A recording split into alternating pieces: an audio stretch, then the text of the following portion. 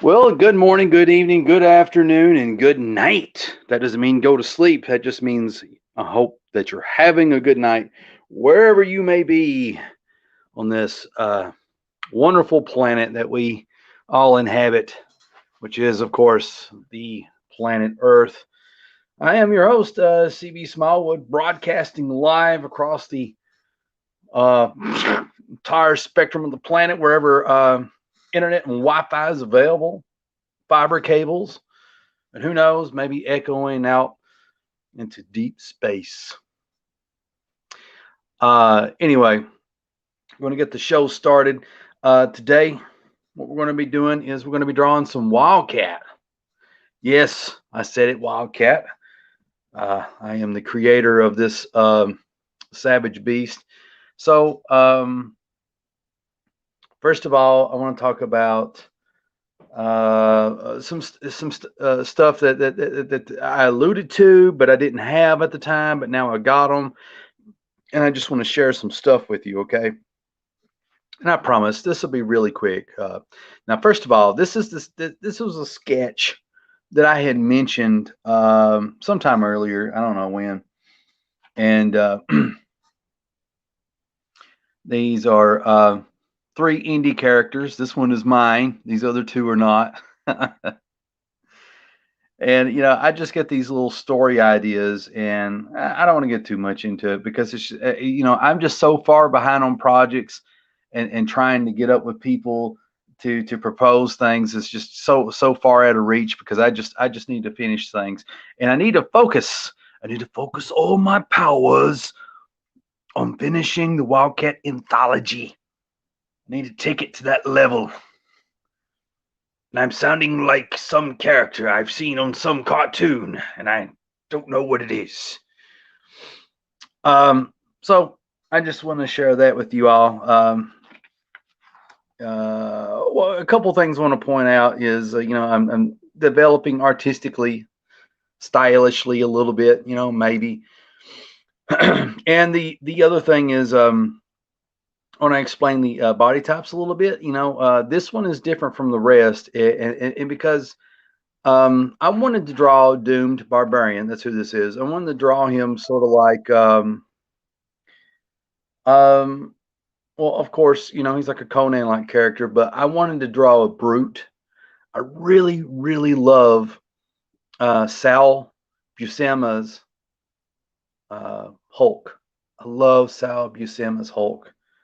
He's one of my favorite Hulk artists of all time. It's just great. The expressions Hulk has, and Hulk, and the way he draws Hulk is just this big hulking mass, And you ever seen men in real life?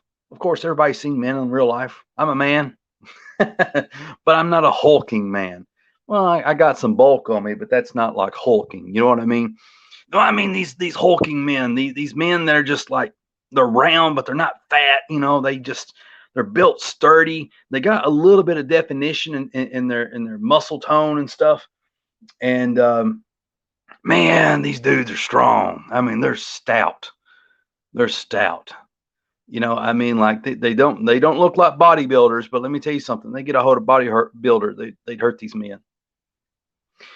But anyway, that's the way I kind of wanted to render Doom Barbarian, and these other guys kind of roided out a little bit. Uh, so we will move past that and toss it to the side. I've been struggling with this face. I'll get to that in just a minute.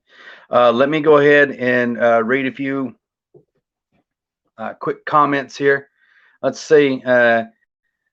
NTM Comics says, hello. We also have Sideburns with a good old-fashioned good day, sir. Jeremy Burt's saying hi to Noah. Everybody's just saying hi to everybody. You're supposed to only say hi to me. Feed my ego. Let's see. There we go. Yes. I'll take that hi, Jeremy. Thank you. So it's going to be one of these shows where I'm going to be dried out because I didn't prepare beforehand to get me anything to drink. So I've been talking about anime, manga, or just manga. This is the manga that I've been bragging about that I've really enjoyed. Um, that I think is pretty cool. Everybody on YouTube and their mother is making these YouTube videos talking about how Western comics is a dying breed, and basically to fill that void, because whenever there's a power vacuum, and power might not be the right word, but there's a vacuum that's been created. Something has to fill it, right? And manga is what's filling it. And in my opinion, a lot of people, a lot of kids are starting out watching cartoons like I guess not Naruto and I'm struggling here. Something other Academia, My Hero Academia. I think that's it. And then they eventually get turned on to manga. They go in a bookstore, whatever bookstores left in this country, probably like a Books a Million or something.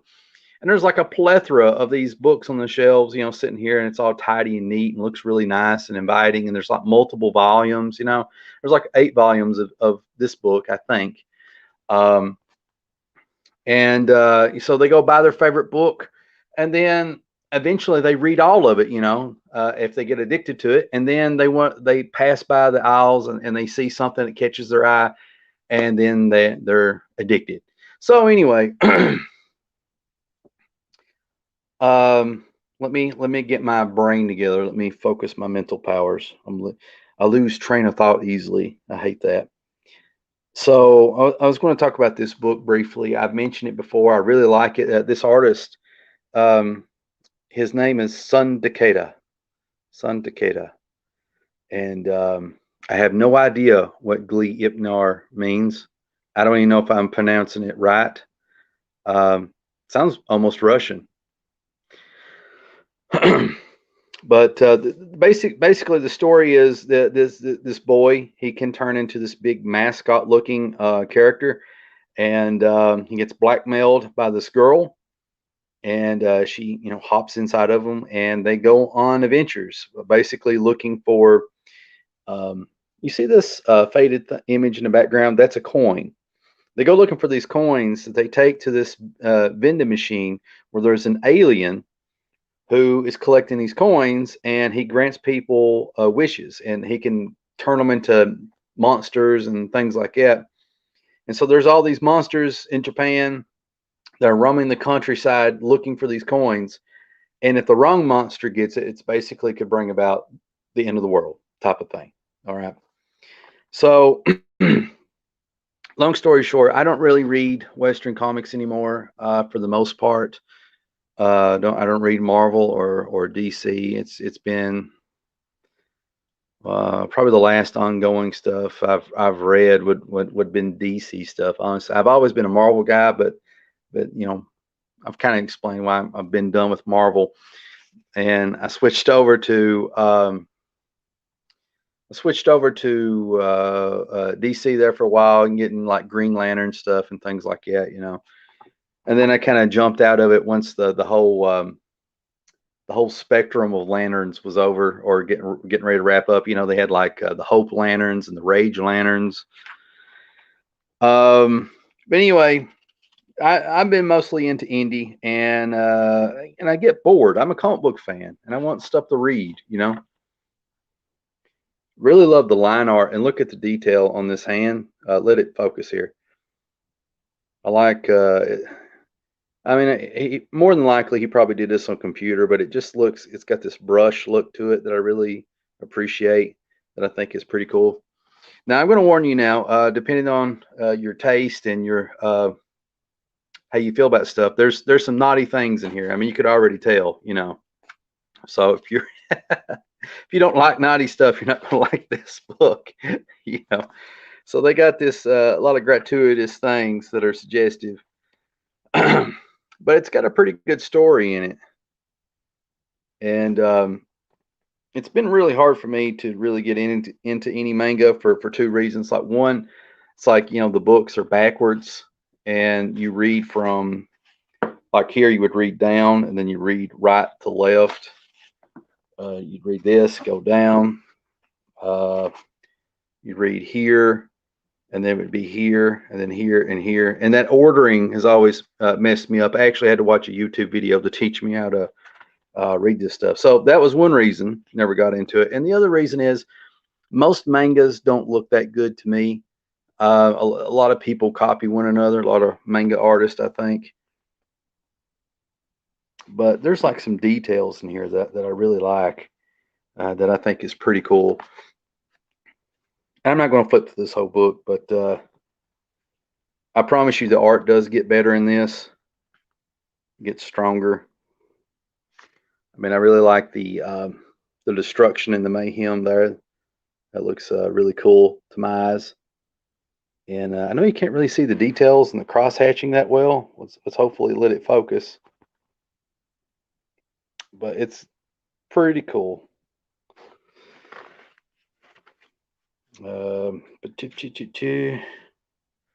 Just some really good storytelling, you know.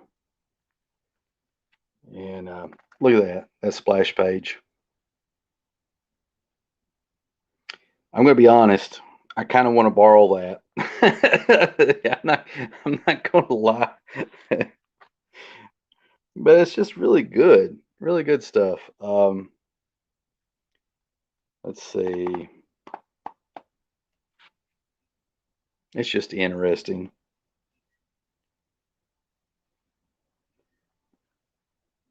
Yeah.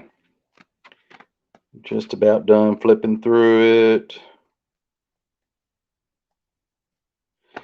But the later issues of this stuff does get better. Now the art in this is not as good as the later volumes. I have the later volumes digitally. That's the reason I went and bought this, because I like the digital copies so much. I went out and bought it. But and I will collect these other volumes. I really love, and I know you didn't really get to see it in this book, but I really love how Sun Takeda draws like forest and trees and leaves and a lot of stuff like that. And right here, this is lifted from later issues of Gleipnir. So this is basically how he draws his trees and things like that. And I'm trying to pick up little things that I think looks cool. So what are we doing today? Okay, that's enough about manga. I just kind of wanted to promote that because I do think it's a good book. If you don't like naughty things, because it's suggestive, and not only is it suggestive, it's it's a little bit extra in that, but it does actually have a story to it. So I like it. So let's talk about WILDCAT and what I'm doing today. And I'm going to fire this phone up here. This is my play phone. And basically what I do on it, you don't need to see my password. What I'm going to do on it is this right here. CB's gone manga. What's the matter with this guy? Now, I've been trying to study character sheets and character designs. I really like how Disney artists do these type of things. Now, of course, this is not a Disney artist. I don't know what artist drew this, but I basically took a screenshot off of my desktop computer. And so I want to do a lot of character designs like this. Basically, what I mean is not the design itself, but like how this artist did it. So I want to, draw, like, for example, WILDCAT, back view, front view, and different expressions on his face. I've seen other artists like do anywhere from, this guy did 4, but some people do like 5, 10, even 15 different heads on a single sheet of paper. And the value of that is basically so you know what the heck you're drawing. You don't have to guess because you've already got it figured out. I've got a collection of cool faces in my sketchbook that I like, and I got a lot of duds too. So I want to start converting some of those cool faces over into one big piece of paper. Will I succeed? Probably not, but I'm going to do it a couple of tries because I really do want a kind of like a uniform look for WILDCAT. Long overdue. I wanted to do the same thing for the fox and her her uncle, the sheriff, and all the other supporting and main characters and protagonists and villains in the Wildcat universe, New Empire comics, all that stuff. All right, so out of breath, going at it hard here, lowering my boom stand. Sorry, that's shaky. So you know, we got this. I really love how this turned out. It's got these Sal Buscema, not Sal. Well, yeah, Sal too, but more John Buscema vibes. And I really like the flow of the hair. It's got this Joe Kubert type of vibe to it. And then I did this little indications here for, you know, his long flowing hair. Now, if I ever get around to it and actually finish some stuff for once in my life here, Wildcat at one point, you know, he's going to start tying his hair up in a ponytail, which is going to make it easier to draw, you know, because it's a little, it looks cool drawing his hair down, but it's also a bit of a hassle. And here I struggled, you know, I was trying to draw him like laughing and all this other stuff, and things are just not coming out right.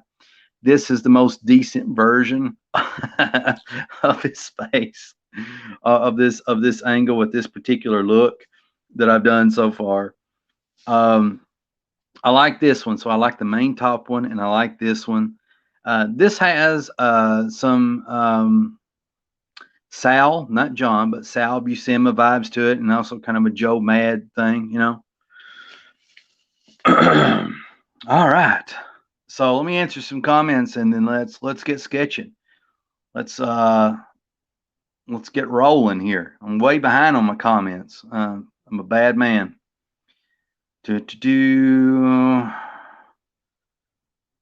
Everybody's talking to one another. Nobody wants to talk to me no more.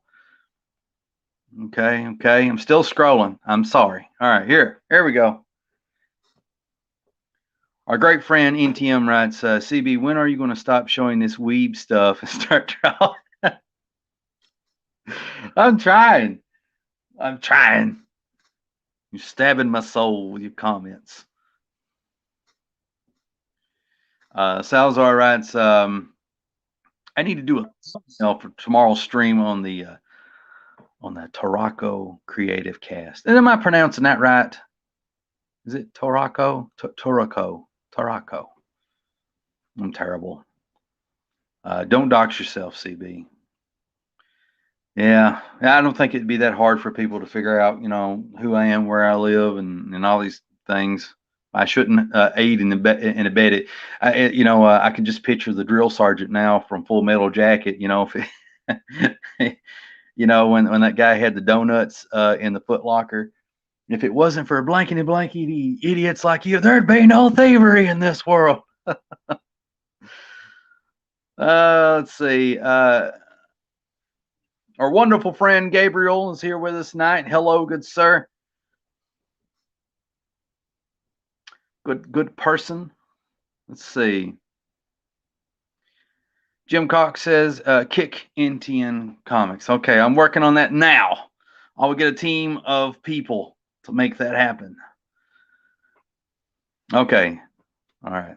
Salazar is going to help me out. It's pronounced Toraco. Toraco. Toraco. Toraco. Toraco Creative Cast. I get it. I'll get it. Okay. All right. So let me get to drawing here. I'll scroll up my comments so I can keep track. I mean, knock that away.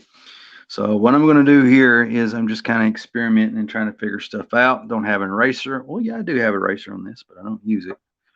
I'm just kind of trying to get a good look, and it's not really coming to me. Looks better than how it started. I promise you that. But you know, originally when I was working on this, or not originally, but when I've been working on this, maybe that should be the way I phrase it.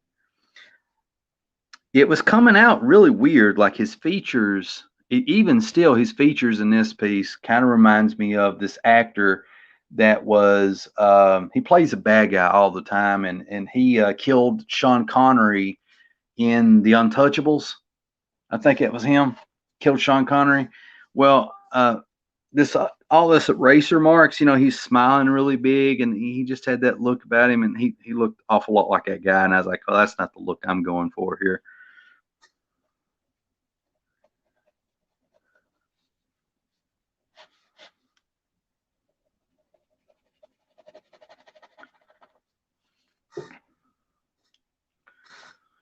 Mm. See, I'm not happy with the mouth, and I'm trying to think right now.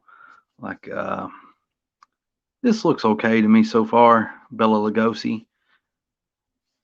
The eyes are a little bit different than what I usually do, and I think that's part of what's throwing me off. If I go this way, I'll figure it out. I could go, see what happens when I go shorter with the mouth.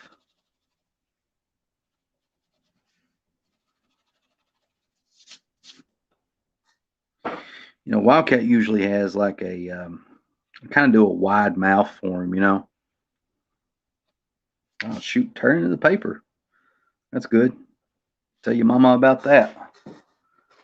I like that better. I don't know why. It's ridiculous looking. I like it. It's almost like he's puckering up a little bit like Michael Keaton. I love that. That's cool. So I may keep that. I don't know.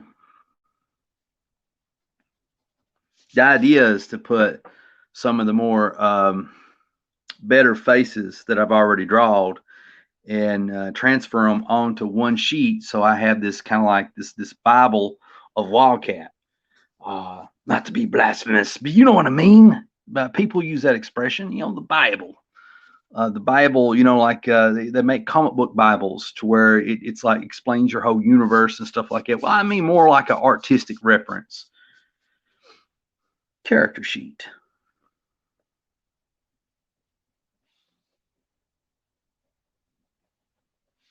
No rhyme or reason to my cross hatching.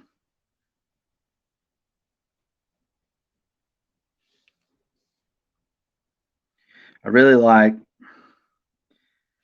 um, and I've gotten into, and I guess Del Keon's one that turned me on to it, but um, the Neil Adams cross hatching. I really like how he does it and stuff. And in Del Keon's early work, he would do some of this cross hatching, not to this extreme, on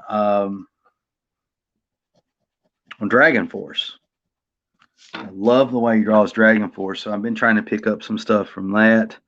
Been picking up some stuff from his Incredible Hulk run. I mean Del Keon, but I was talking about initially, I guess Neil Adams, because I feel like he studied Neil Adams. Now I know he studied people that have studied Neil Adams, like what was that guy that did Excalibur there for a while? Gosh, I don't even know. Alan Davis. Yeah, I know for sure he picked up some stuff from Alan Davis. All right.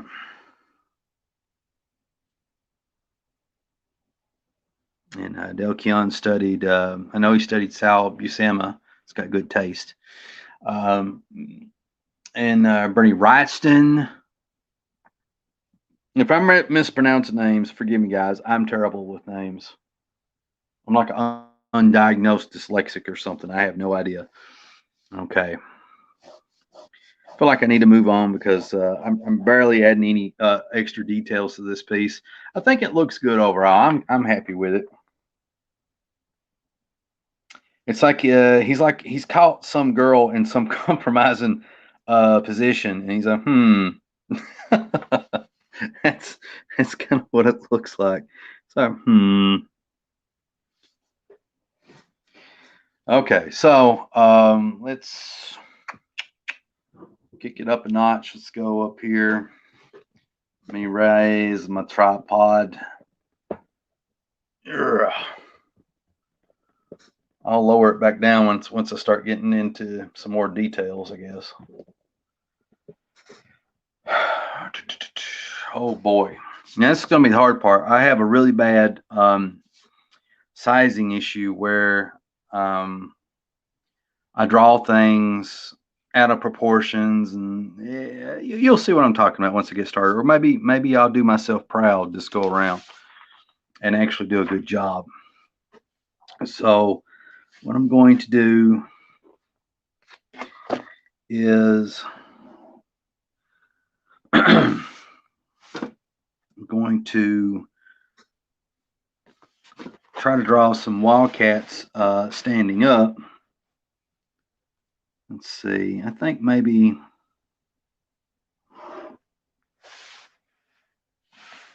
kind of using my ruler here.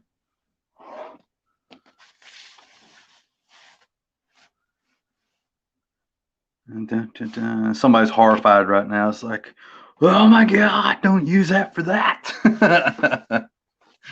I don't know, but you know, when you go to conventions and you see like Fantastic Four #5, and it's like only like a couple $100 when you think it should be like $1 million, you know what I mean? It really hurts, you know, how you value comics, or at least it did for me, you know, seeing things like that. Okay, so what am I going to do? How am I going to do this? I think I need to divide it up, and well, that's not going to work, but whatever. I'm drawing all this stuff, and I know I'm going to burst out of that square. So kind of what I'm trying to do is I'm putting these squares in, and this is going to be like where I'm going to draw these wildcats, right? And so that way, you know how like when you start drawing freestyle, and all of a sudden you get all the way down here, and you got the character's knees and stuff like that, and you ain't got the rest of it. So I'm trying to get better at not doing stuff like that, you know. I want to be able to squeeze more stuff in and be more proportionate and all this other stuff. I need to quit talking. I need to start drawing. So I'm probably going to do a lot of erasing, guys, so bear with me, okay? So let's get up here. I wonder if I need to turn this other light on. Take it to a new level. Oh, super bright. God, man, that thing gives off heat. I guess. Oh, I got a new subscriber.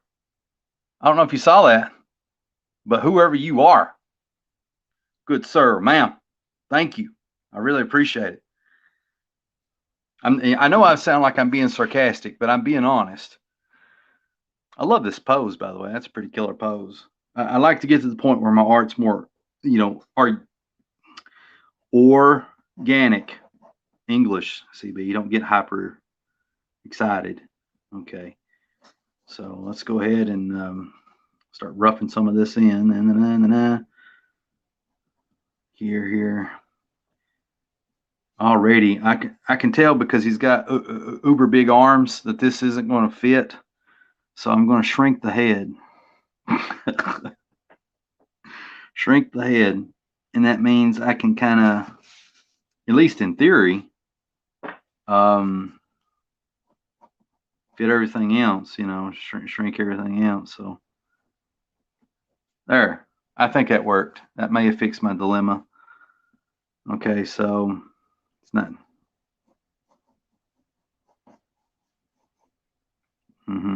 Maybe, I don't know. Let's do that David Finch vest he likes to do. Let's put on the panties.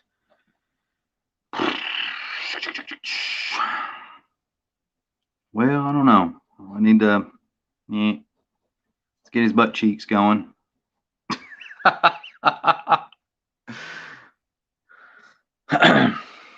Let me answer a few comments. What time I'm being blinded by these lights? Oh gosh. Our most excellent friend Josh writes, is there a specific format to the Wildcat anthology as far as the dimensions of the pages are concerned? Well, I'm going to tell you right now, uh, as you can tell, I am not an uber professional guy. I wing it most of the time. And I just kind of wait till those most difficult points come about, which is the worst thing that you can do, by the way, and then try to figure it out then. But what I've been telling people to do that's been contributing to the Wildcat Anthology is to go to, hopefully I spell this right. It's not Kaboom. It's is that legible? Kablam.com. Okay, and kablam.com, they print, they do print on demand. So they print one issue of anything that you want on the print, or they can print 10 issues or 30, 100, 1,000 issues of whatever you come up with, right? And so I'm right now, Kablam's pretty much the number one printer that I'm leaning toward to get the Wildcat Anthology printed. And so I've been sharing with everybody, or directing everyone that's contributing a story to go to kablam.com and read their specs for how they want you to draw your comics and submit them and that sort of thing. If that makes sense. Yeah. So I tell everybody to go by that. I made it more complicated than what it needed to be. I'm sorry. Our good buddy Frank writes, as long as you're subscribing, don't forget to subscribe to Anna. Oh, I'm going to butcher her last name, R-A-U-B. You see how I got out of that? Oh, man. But yeah, subscribe to Anna. And also subscribe to Frank, Salazar Art Nation. You know, be sure to check out the, let me see if I can pronounce this right. All right. The Turaco Creative Cast. Okay. You're on StreamYard again, CB. Yeah. Basically, the whole problem I have is I have internet issues. Everybody knows that, and I guess they're tired of hearing that stuff. I love Prism Live Studio. You can do all kinds of awesome stuff with it. You can't have guests on it though. I haven't got to the point where I have guests yet, but I want to change that. But anyway, I guess what I'm trying to say is it got to the point to where it seemed like YouTube had did an update, and it made it just to where like Prism Live Studio just wouldn't work anymore for me. You know, it just I couldn't get it to do anything. You know. And StreamYard was the only one that would still work. And also, I want to point this out. StreamYard has added a feature to where you can share videos, I think, you know, for free, you know, part of the free terms. And I'm a cheapskate. I don't want to pay for anything. And because of that, I'm able to have the intro to the show and have an outro and that sort of thing, you know. And so far, you know, off and on, StreamYard's been fairly stable. You know, whenever I play my intro to the show, Sketching Past Midnight Live, gosh, these back muscles are all fangled. But don't you worry, dear audience, because your resident, your good buddy CB Swiper Extraordinaire has got all the help he needs to draw all the back muscles. So don't you worry about that. I will do them justice. So let me just scribble those in. All right. So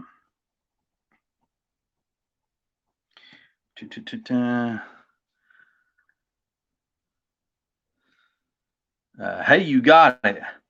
I think that's in reference to the Turocco Creative Cast. Yeah, yeah. Uh, Josh writes, standard size template. Thanks, CB. You're welcome. You're welcome. So this arm business is going to be a little bit trouble. Trying to figure out what the heck his arms are going to be doing.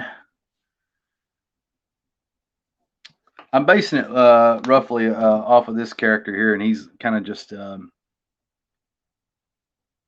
I'm sorry. He's standing there, just kind of smoking, chilling. Originally, for well over a decade, WILDCAT smoked, you know, and I've not drawn him smoking, not once since 2017. At least I don't think so. And I guess the only reason for that is, Wolverine's a big inspiration. If you can't tell, he's one of many characters that inspired WILDCAT. Everything from Wolverine to Cable to Snake Plissken from Escape from New York to I guess maybe Sabretooth and the Crow a little bit, a lot of that cool edginess and stuff like that.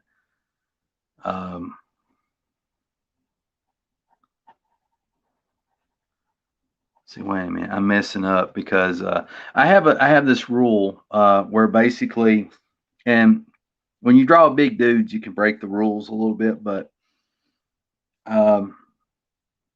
usually your hand will go past your groin. So right here is where the bottoms of the hands are going. So my anatomy is going kind of rogue here, so I'll have to figure that out.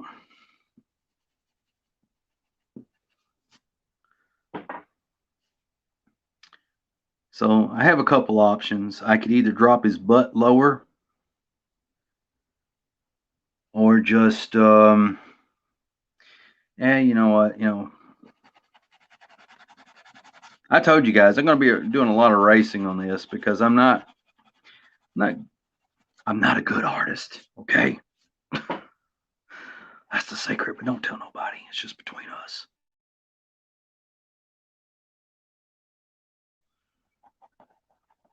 Okay, so now there we go.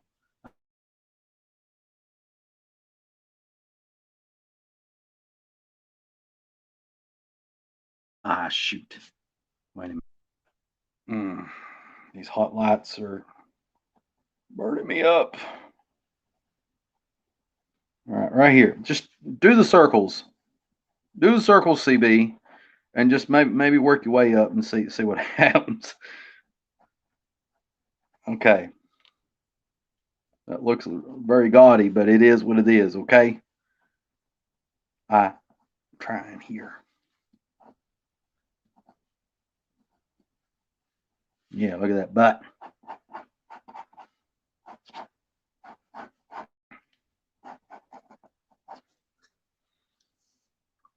Hey, that don't look too bad, the more I tinker with it, it's actually something's happening here. Some type of magic that I'm conjuring that is making this look like I know what I'm doing. Let's put some pumpkins in here, like our good buddy Peter Luca talks about. Let's put these shoulder pumpkins in.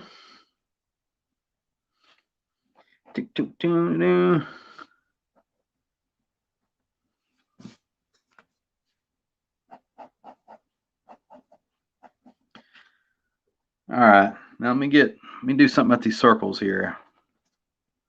So what am I going to do about that? How am I going to make that look cool or interesting? I don't know. Good gosh.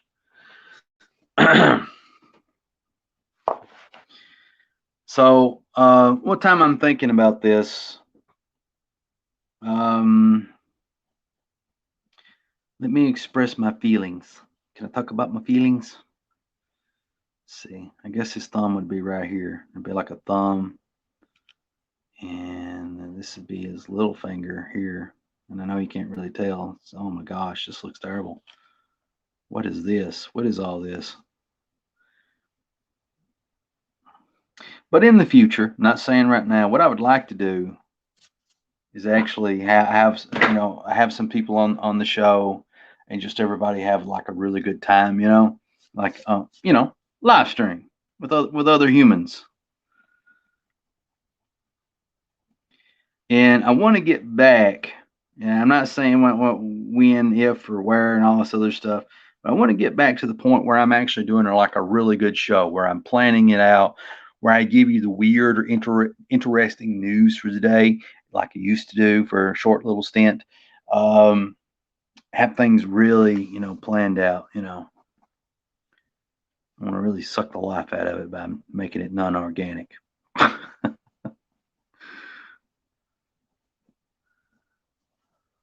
Put some Eric Larson's in there. I love how Eric Larson just kind of just throws these random lines in that looks like they wouldn't work, but they do. Say, oh, you know what? I need a kind of the fat of the hand here. Maybe that's what I'm missing here. Scratching his butt, looks like. So if that's, let's see, turn the hand so we wouldn't even. What the heck is going on here? Don't draw too dark, CB. It's hard to erase once you do that. All right. I bet everybody's on Twitter right now. It's like, are you seeing this right now? CB's having a nervous breakdown. He can't draw hands. He's the next Rob Liefeld. Instead of like not being able to draw feet, he can't draw hands. Oh man, I would love it to be the next Rob Liefeld. Make several $1 million, get to draw whatever I want, whenever I want. That'd be nice. It'd be sweet. Like if an interdimensional being showed up and it was like, it's like, oh, I heard about your wish where you want to be like Rob Liefeld and have all his success and draw whatever you want, whenever you want, and have millions, but you can never ever be able to draw feet. I'd be like, yes, interdimensional fairy being, I will accept this terms. And so, for now on, in that spirit, there are things that we can do that make feet unnecessary. I'm going to draw some rocks. I mean, who buys comics to look at feet anyway? Oh man, that argument's so tired. I feel bad on his behalf. People still talking about feet, and honestly, he draws good feet. He really does. I mean, they're not like spectacular feet or anything like that, but geez, he don't deserve that type of criticism. It mainly started because back in the 90s, he would cover his feet up with rocks or boulders or rubble or something, So, and I guess, sometimes he's not been too friendly with some people. And, usually what happens is when you start to make enemies, people start to call you names and start to, go over your weak spots.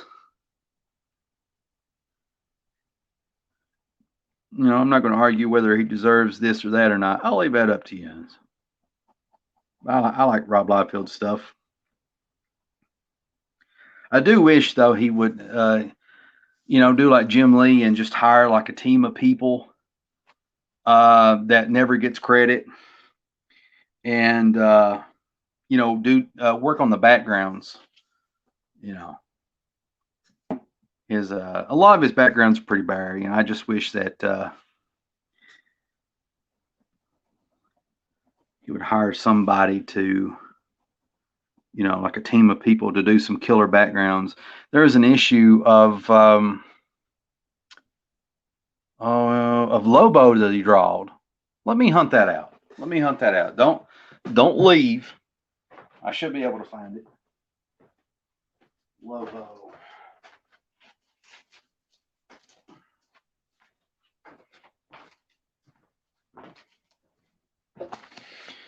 I'm sorry. Deathstroke. I was wrong. This is back when the DC was doing the New 52, and they had a few books that were struggling, and so they turned a few of them over to Rob to do something with. And the sales actually did go up for the books that he kind of took over. But there's something I want to show you. If people are going to criticize Rob Liefeld, let it be for something that deserves honest to goodness criticism. You know what I mean? Let's see here. We're going to time travel. All right, this is a good looking page overall.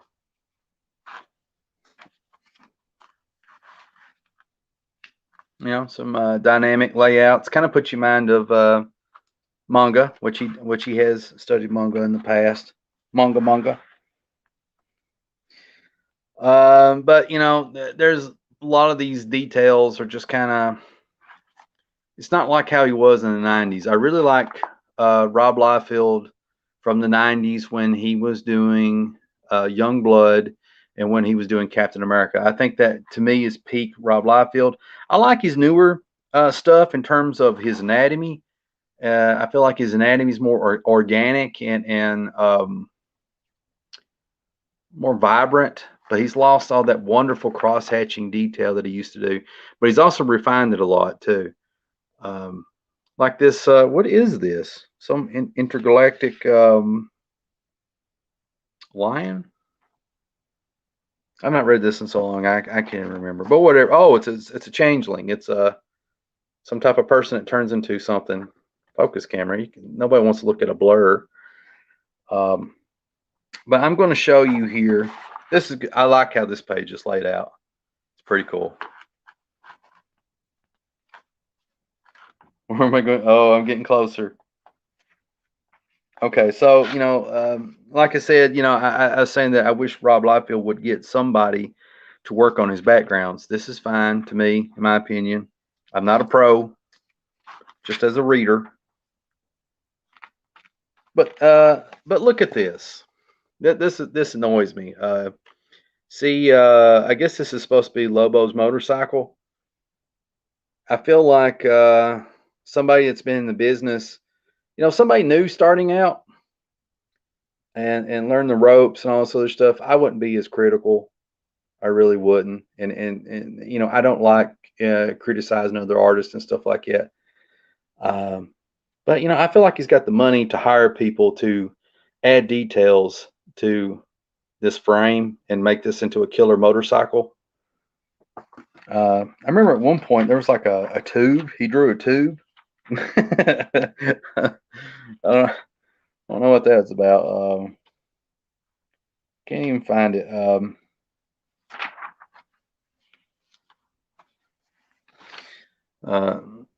Looks like he's been studying a little bit of Joe Mad with this face.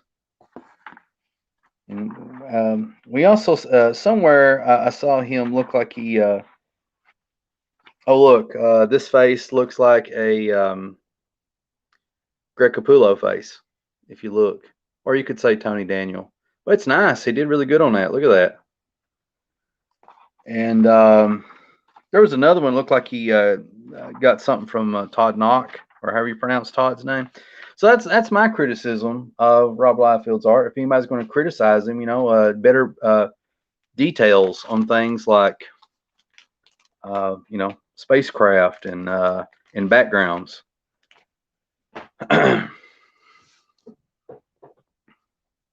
Let's see here.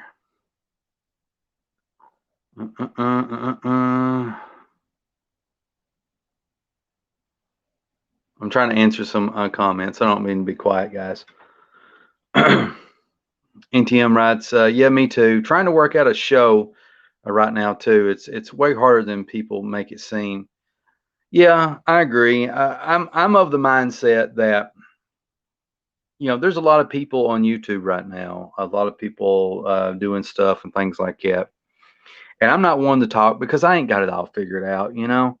I just got like 500 and something subscribers. I'm not really for sure. And it's taken me a while to get here too, but I deserve it because I don't put as much work into my channel as I should. Which, by the way, Ashen Comics, I think that's the name of his channel, Ashen Comics, which I could be wrong. I think he just reached like 1,000 subscribers, which is fantastic. So congratulations to you, sir, if you happen to be watching. But anyway, on putting together a good show and stuff like that, me personally, I like to kind of plan things out a little bit. Even in a live stream, I take a moment and like, what the heck am I going to talk about? What am I going to show people? Because I don't want nobody bored. I want people entertained. I think people would just sit and watch me draw in silence if I drew like Travis Charest, if I drew like Dale Keon or Bernie Wrightson, but I can't draw like those guys. Not saying that I couldn't reach their level one day with a little bit of hard work. Sorry. 15% battery power. No, no, no, no. I've got a charger, a 15-foot cord, and I do not accept this. This is not going to be accepted. What do you think of that phone? Old Samsung. So, yep, we're charging. But yeah, a lot of, I don't want to say, well, I think the really good shows, a lot goes into it. Do you guys know a guy by the name of Sean Hannity? He's not a YouTube guy. He's a conservative talk show guy on Fox News and that sort of thing. Well, I don't want to say I look up to him, and I don't mean so much his ideology or anything like that. But this guy was a carpenter, right? And he started out doing carpentry work, and then he really liked Rush Limbaugh. I'm building up to a point, and basically, this guy who probably didn't have good public speaking skills or any of that stuff, he just studied Rush Limbaugh. And when he goes on Fox News or does his radio show, whatever it's called, I can't remember what it's called. He's got like all these notes prepared beforehand. He knows what he's going to talk about. He's got everything, researched. Whether you agree with it or not, that's not the point. The point is, he puts a lot of work into it. And what I admire about him is, I don't want to call him stupid, and that's not what I mean to say, but I can tell that it's something that doesn't come easy to him, if that makes sense. And because it doesn't, come easy to him, and the fact that he's achieved a level of success that he has is very admirable. And oh man, I'm frozen. Let me go over to the desktop. Abilities. Mm-hmm.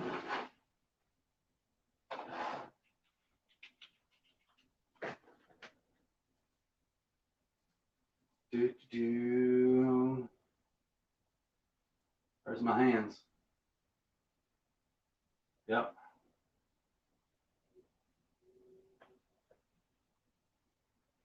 My hand. Oh. Well, good news is I still have audio. The bad news is my screen's froze up for some reason. I wonder if there's something that I can do to change that. Let's see here. I'm going to try to figure out some stuff here. Let me go over to banners. Let me go over to brand. Let me see what happens if let me go to camera. Hey, hey, hey, hey, hey, hey, turn my camera off. Turn the camera on. Got some hands, buddies. Look at those hands. I love them. Let's go to more. Go to settings. Go to camera.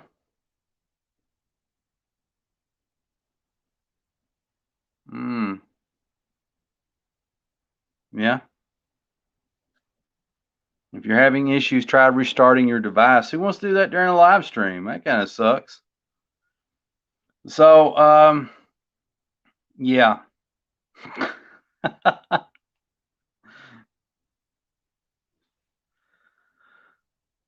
All right. So let me answer some of these comments. It looks like, yeah. I'm going to try to answer some of these comments here. So anyway, what I was trying to say is I respect, because his ability to do what he does, because I can tell that it's not second nature to him. It was a learned skill, and I'm kind of the same way. A lot of things that may seem, well, I don't know. I don't know if there's anything I actually do. It seems like it comes easy, but there's stuff that I do that maybe some people may think, maybe like one person thinks comes easy, but I promise you, everything that I do was trial and error and a lot of hardship. I probably went overboard with that. I think YouTube's punishing me because I talked about Sean Hannity. Salazar writes, yeah, I like Rob. I like Rob too. Rob's my boy. But it's one of these things where, like they say, be careful about meeting your heroes. Because I got a feeling, we probably wouldn't get along for some reason. It'd just be some weird thing where I made some joke about, like, yeah, they're always criticizing you about feet, and all of a sudden he's just like, and that's the end of it. Our potential friendship has come to an end. Cesar writes, I did a video a few weeks ago about treating people like they could be the next somebody. I briefly mentioned Rob Liefeld, just an example of the someone. That's true. And I think you're talking about in reference to like people just being overcritical and stuff like that. There's a lot of YouTube channels, and I guess me being critical about this, but there's a lot of YouTube channels where people review comics and stuff like that, and they get into the really nitty gritty of comic book artists saying this comic book artist sucks and that comic book artist sucks, and half the time a lot of these people I don't think really suck. They just um, I don't know. Let me give you a good example. There was a book that got heavily criticized, and I think it was criticized more for the ideology in it as opposed to the actual artistic merits. Gosh, what was it? West Coast Avengers. Remember that from a couple years ago? West Coast Avengers. Well, I remember it got real hot, heavy criticism. The book hadn't come out yet. Everybody was blasting the cover, which had these, I guess these very liberal-looking kids, to be honest, who were like going through the air on I don't know if it was a moped or a scooter. They were flying, they was all bundled together in the air. I just remember thinking, that was a cool-looking cover. I wished I could draw that. Not saying that I can't if I tried hard or worked my way to it, but at this point in time, I just can't, whip that out, just like that, And I remember that was a big deal there for a while. And if people want to criticize, which people can do whatever they want anyway, but my personal feeling is, art is very subjective, and it's not about what I like or what somebody else likes. It's basically what the masses will buy, because when you're doing commercial art, it's basically if you can convince enough people to buy what you do and make a career out of it, then that's all that matters, And I remember that West Coast Avengers art in that book looked really good, If it had come out in the 90s, I think it would have been a big hit. I don't think it'd been like an omega hit, but I think it would have done really well. But I think the fact that there's just so much ideology injected into comics probably hurt it. Not just that book, but in the whole comic book industry as a whole. That's just me opining. But going back to it, I think everybody's fighting this culture war, that culture war, and all this other stuff, and somehow we've lost the ability to argue about the things that matter, which is whether or not Silver Surfer's board can teleport or not. I always go back to that because I remember I was at a flea market many decades ago, and there was these two boys about my same age at the time. It was probably like 18-year-olds or somewhere in there, about that range, and they was looking over a pile of comics as was I, but they were behind me or something. And me being the ever voyeur, I heard them talking like, "Oh yeah, did you know that Silver Surfer's board could teleport?" "No, you can teleport." I remember just thinking, me being such a snarky hipster, and I never was hip, but maybe in my own mind I thought I was. It was like, oh, Silver Surfer's board teleport. I just thought it was funny. But nowadays, when I look back on it, I think, that's such a wonderful thing. The idea that two people can argue over whether or not Silver Surfer's board could teleport.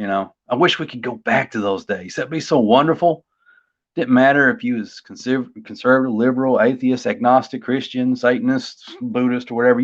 Nobody talked about any of that stuff. What we talked about is who would win between Hulk and Superman, which is Hulk. But getting off topic, but basically, we were talking about the idea of people being overcritical about artists, because everything's subjective. I do personally, though, I do believe that there are some terrible artists out there, and but I don't say it.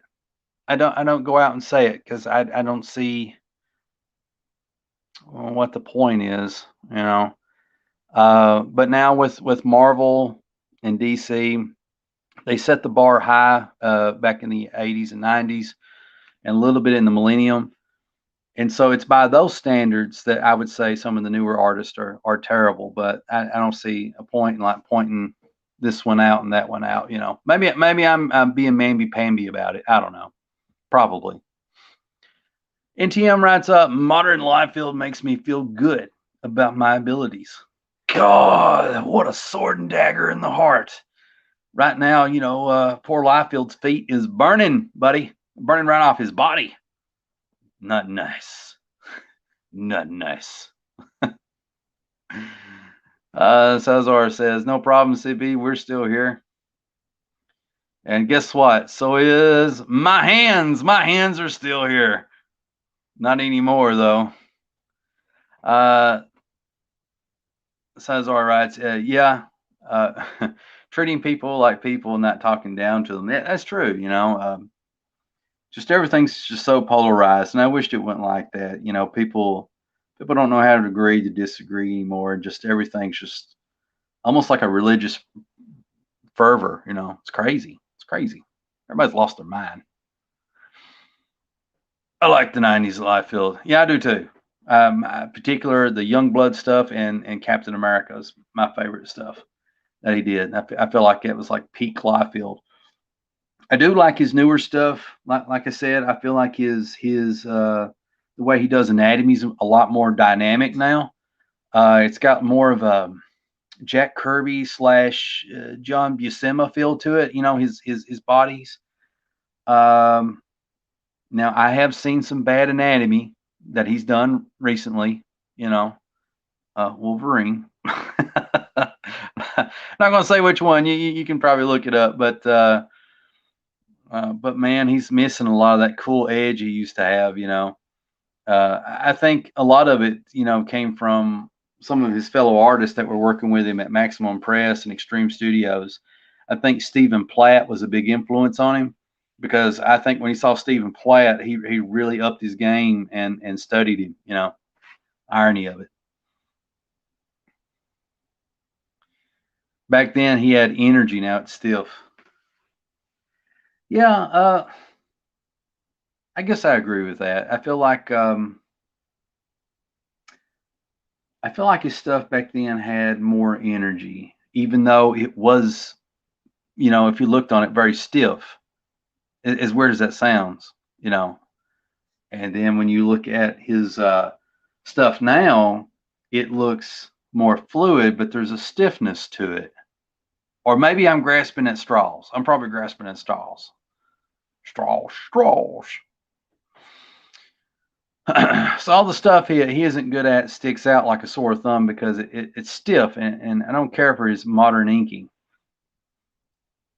Yeah, I think a lot of that is mainly just his how he changed his cross hatching and his feathering, because he used to have a lot of it, and a lot of it he riffed off of Stephen Platt in the 90s. It really brought out some of the best stuff out of him, but he's went a much simpler route. His inks have actually gotten tighter. If you look at a lot of the Deadpools he draws, and especially in the mask, he's got these very fine, tight lines that he never used to have. But at the same time, like, he doesn't have a lot of details in his art like he used to. It's like he went the complete opposite of the infamous Cap image. Yeah. Yeah, the story behind that's really interesting. It's like I'm not really for sure, how this went about. I don't know if Bob Harris was one of the first people that saw um, the Captain America pecs, which I thought it was cool. Honestly, it's not entirely anatomically correct, but it looks cool to me. That's the type of goofy stuff I like. But anyway, I think might have been Bob Harris. It was somebody at Marvel, I'm sure, saw it and they were horrified by it, and then they got a hold of Jim Lee and like, Jim, can you talk to Rob about this, because he's going to put this out, as a promotional thing. And he contacted Jim Lee, contacted Rob, and it's like, hey man, looks like Cap's pecs there, you gonna change that? And he's like, nope, sure I won't. So he was told about it, and he wasn't going to do it.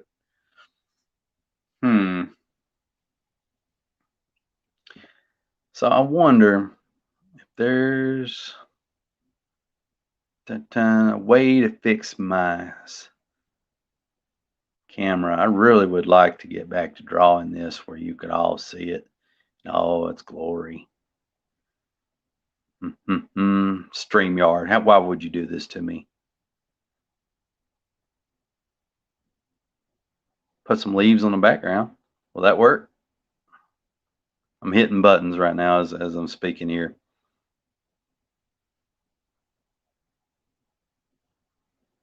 Got overlays, got some videos.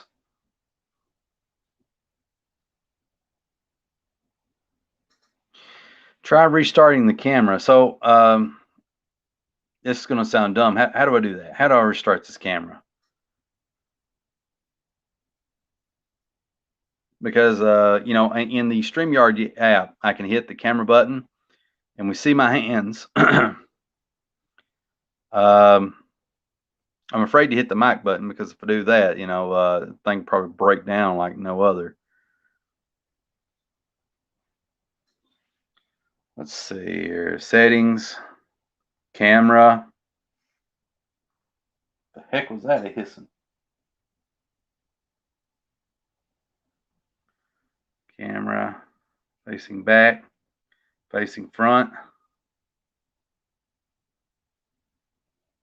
Oh, it didn't change it. Let's go back. And oh, there's my hand. Very cool. You're looking at my hand. Okay. So let's go to camera.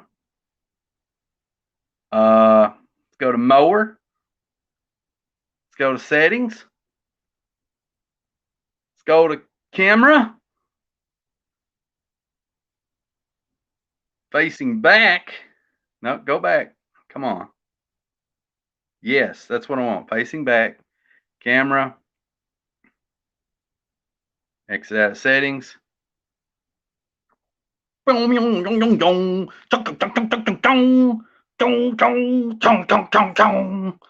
Okay. Man, I really appreciate you Super Troopers sticking with me through my long diatribe.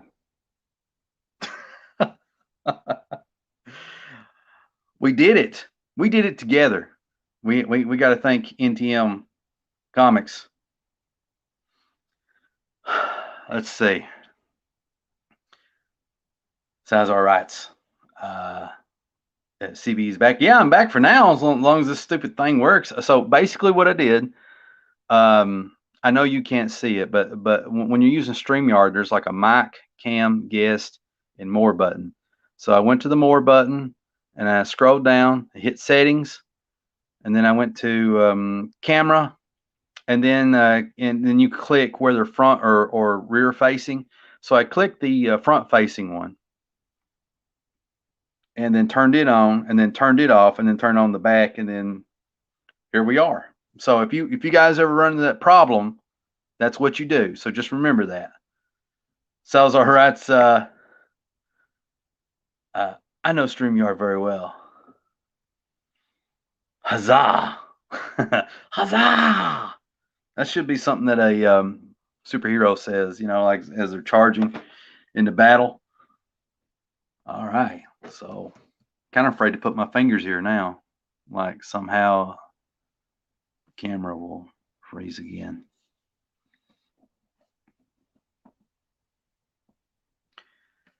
Oh man, I'm all talked out. Honestly, I went to talking about Glee up near Rob Liefeld, Sean Hannity, Society, Silver Surfers Board can teleport, or maybe it won't. I don't even know. I'm having fun though, mostly when technology works. My phone keeps wanting my references over here keep wanting to shut off. I have to keep tapping my phone. Okay, so I don't like how it's scaling off here, so we do it like that. Trying to be professional here and just make everything look good.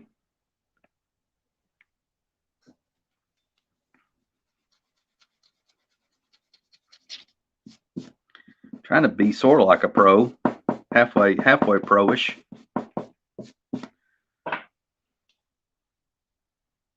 Okay, let's try this again. So I know that there's all right, so far so good.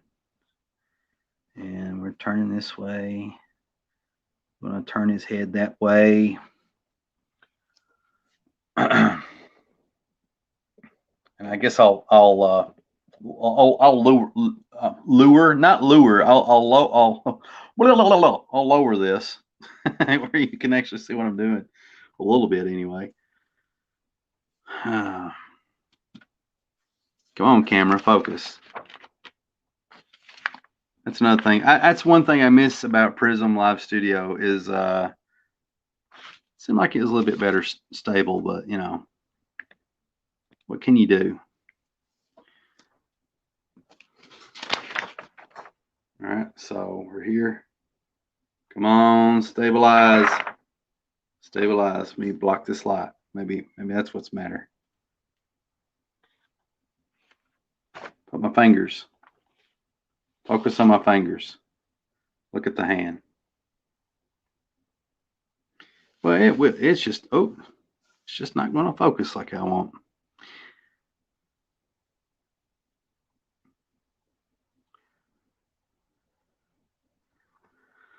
Let's see. Get back to drawing before it starts working. I am drawing. I've been drawing every day, son. If you need something to talk about, you can always talk about who's the best Beatle. Hmm. Who is the best Beatle? I think everybody just kind of narrows it down mostly to John, Paul, and George, and it's usually a toss up between uh, John and Paul. Um, but I feel like Paul and George were a little bit more commercial, though I could be wrong.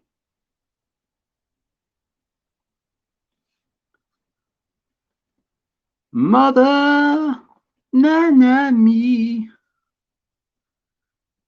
na na na you.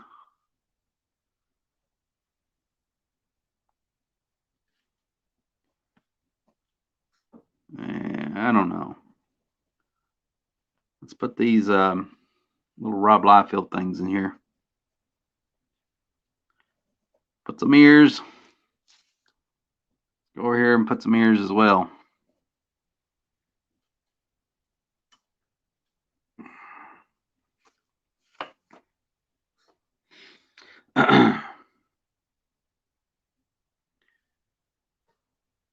Why, hello, Bo Gallery. Thank you for tuning in. Multitasking, talking, and drawing can be difficult some days.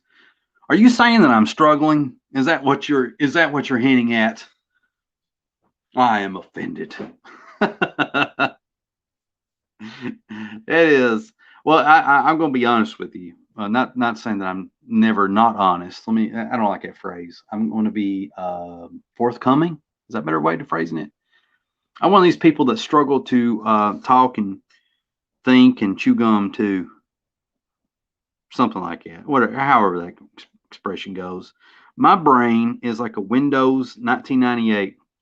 I mean, I'm full of information, but often I have to delete a lot of files to make room, you know.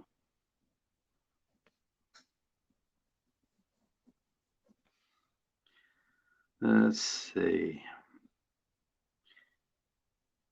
What we got here? George only got good at the end of the Beatles. He had like 3 good songs. While my guitar gently weeps, something here, something, and here comes the sun. Here comes the sun, if I can pronounce English. I got my mind set on you. I got my mind set on you. I make it sound like an old church song.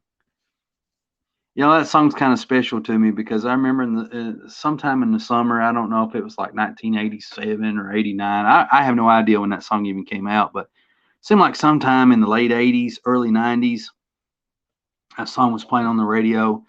It was a hot summer, and my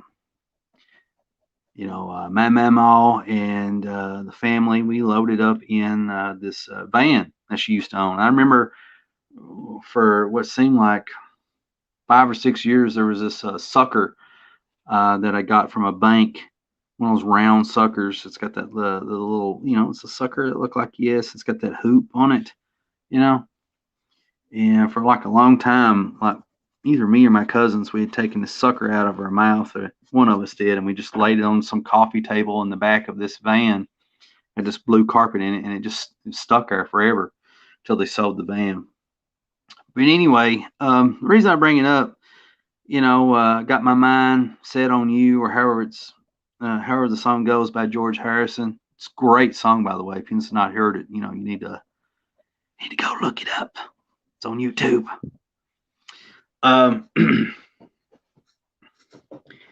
But we was on our way to visit Grandma, who was in the hospital in the big city. Don't have many memories of Grandma, but she was leaving this world, and she's pretty bad sick.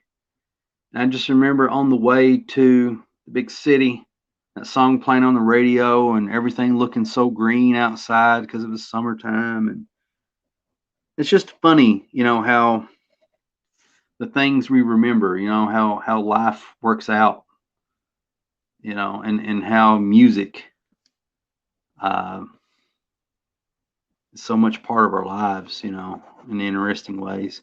I have a friend who there's a song by Rob Zombie called "Living Dead Girl," and that song for him was forever tainted. He has a, I mean, he's like married now with children and stuff. And but anyway, one of his first loves crushed his heart and was miserable and stuff like that. And it seemed like during this time, I think that girl was really into Rob Zombie, or a little bit anyway, and they were listening to the song, "Living Dead Girl." So that it's like, even though his life's great and grand and he has no regrets or anything like that, that song is just like, it really sucks the life out of him. It's just it's hard for him to enjoy it. And really, to be honest, "Living Dead Girl" is not that great of a song. It's not horrible, when you think of Rob Zombie songs. In my dong dong dong humble opinion, that's all I got is opinions. I need to put a disclaimer in front of the show that, oh my gosh, look at those legs and feet. When you look at it through the camera, the truth cannot be denied. But I promise this stuff's going to look a little bit better when I get to it. NTM writes, Paul was killing it at the end because Lennon was strung out on drugs, and Yoko, well, I'm not reading this the way it should be read. Let me try again. Paul was killing it at the end because Lennon was strung out on drugs and Yoko, but Lennon was better in the beginning.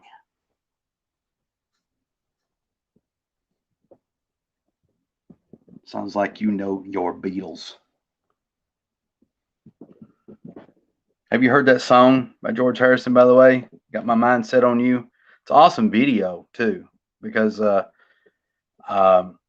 he's like sitting in this, in his house, and his house turns into Miss Kabobble's caboose, or like a very friendlier version of the Evil Dead, where his furniture's talking and all this stuff.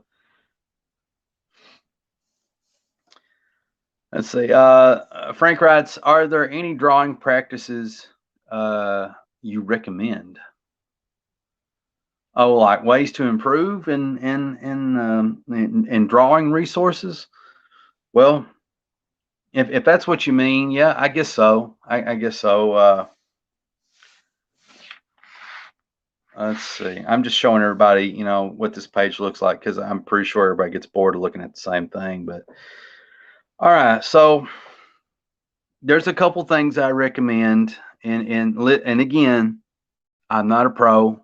I don't claim to be a pro or anything like that. But I'm just like a guy like all of yous, or whatever. I'm a something. I'm a human. I'm a human like all you, except for the one alien who might be watching. And I'm just trying to figure out things as yins do. But what I recommend is get a sketchbook. I mean, a lot of this stuff you're already doing anyway. So these tips I'm getting ready to throw out, I'm sure that you do every one of them. And really, and I think it's a good question, and like maybe it may help somebody else out. You know what I mean? But get a sketchbook. And once you get a sketchbook, it doesn't matter if you paid $1 for it, at Dollar General, or $5, if it's this thick or if it's like this thin or whatever. Just get you a sketchbook. I don't even care if it has line art. If it's just a regular notepad thing, like school notepad deal. Just get you a sketchbook. And rule number one: once you get your sketchbook, it's not holy. This is not a holy book. It's not the Bible, and it's not whatever other holy book, whatever your religious affiliations is. It's not the Bible, okay? You can do whatever you want in this. And the point is, don't try to be like those guys on YouTube. You ever seen those guys on YouTube that has those awesome looking sketchbooks, and they do the sketchbook tours? And it's like, oh my God, these guys are so imaginative. They're just so good. And and then you go and buy like a really lovely, awesome leather bound sketchbook, and you never draw in it because you're afraid that if you draw something that looks terrible, it's going to ruin the book. Nah, wrong. Wrong. For all of you, not for any of you, let me put it that way. For any of you that think that, please don't. That's the worst thing you can do. Let me show you something in my sketchbook, okay? And I'm not going to flip all the way through this. But get out of the way, Wildcat. You're everywhere. But you know, the very first page in my sketchbook is this, and I'm embarrassed by this. It's just I don't like her face. I don't like any of this. This is the first page in my sketchbook, and I feel like it's the most embarrassing. But you know, when I do my sketchbooks, for the most part, it's not for public um, consumption. It's for me to get better. You know, it's for me to sit there and figure stuff out. You, so for those of you that I recommend, tip number one is get a sketchbook. Don't treat it like it's the Bible because it's not. It's not holy. And treat it like it's trash. You know, let it get pizza stains on it. If you eat pickles, let the pickle juice absorb in the paper. Whatever. You want to draw in it, watercolor in it, it doesn't matter. The point is you want to fill your sketchbook up. That is your only goal, is to fill up your sketchbook. So if you're on Pinterest, which is awesome, by the way, Google Images, or you're flipping through your favorite comics, either digital or physical copies, it doesn't matter. And you see something that looks really cool to you, just sit there and swipe it, lift it, try to figure it out, and then try to practice. I mean, I think this is either a lifted. I know you can't see it. My camera's being funky, but it's better than it not working at all. But I promise you, this actually looks kind of cool. What if I go up here? Does that work better? Ah, hell, it ain't gonna work. But anyway, this was lifted from Brett Booth. I kind of did it a little bit more my way, which is what I tend to do when I'm swiping from people. But this was lifted from Brett Booth doing Grifter. This is me trying to figure out ways to draw faces my way. Some of this might be some Rob. This is definitely a Rob Liefeld pose. This is a Liefeld pose. I don't know about these two down here. We've got some Dale Keon studies. Me trying to figure out how to draw women. I've actually got decent at it now. Proud of myself. Pat myself on the back. Me studying Dale Keon and some Neil Adams. And I try to just fill it up. I just try to fill it up. Now, for those of you that have sketchbooks and you don't fill it up like this, it's okay. Don't beat yourself up. Don't try to compare yourself to me, which I'm not saying I'm great. Don't try to compare yourself to those amazing freaking people that does sketchbooks on YouTube. My version of Silver Streak. And there's my son getting creative, adding his little dash, whatever. This was turning out okay, but then I messed up. I messed up in her mouth. This was actually this girl right here. I know you can't tell. It didn't turn out anything like it, but I was looking at some girl on Instagram. She does these awesome facial expressions, and so I do like I take screenshots and I try to draw them, and they never come out all right because I want to use her as a reference for the fox, the Wildcat sidekick. Look at that. I'm a little embarrassed by that. I think that was some type of chocolate. Which I'm going to blame my son on that, okay? Because all his scribble marks are here. This is me tallying up things on a certain night that we're not allowed to talk about. But, I just want to flip through it. I'm not going to flip, I can't flip through this whole thing. Me trying to figure out how to draw women. Some semi-cool Wildcat stuff. some stuff I've drawn at work.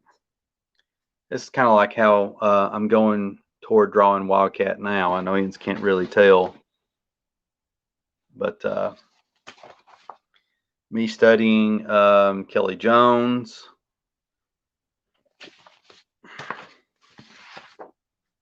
Some really crappy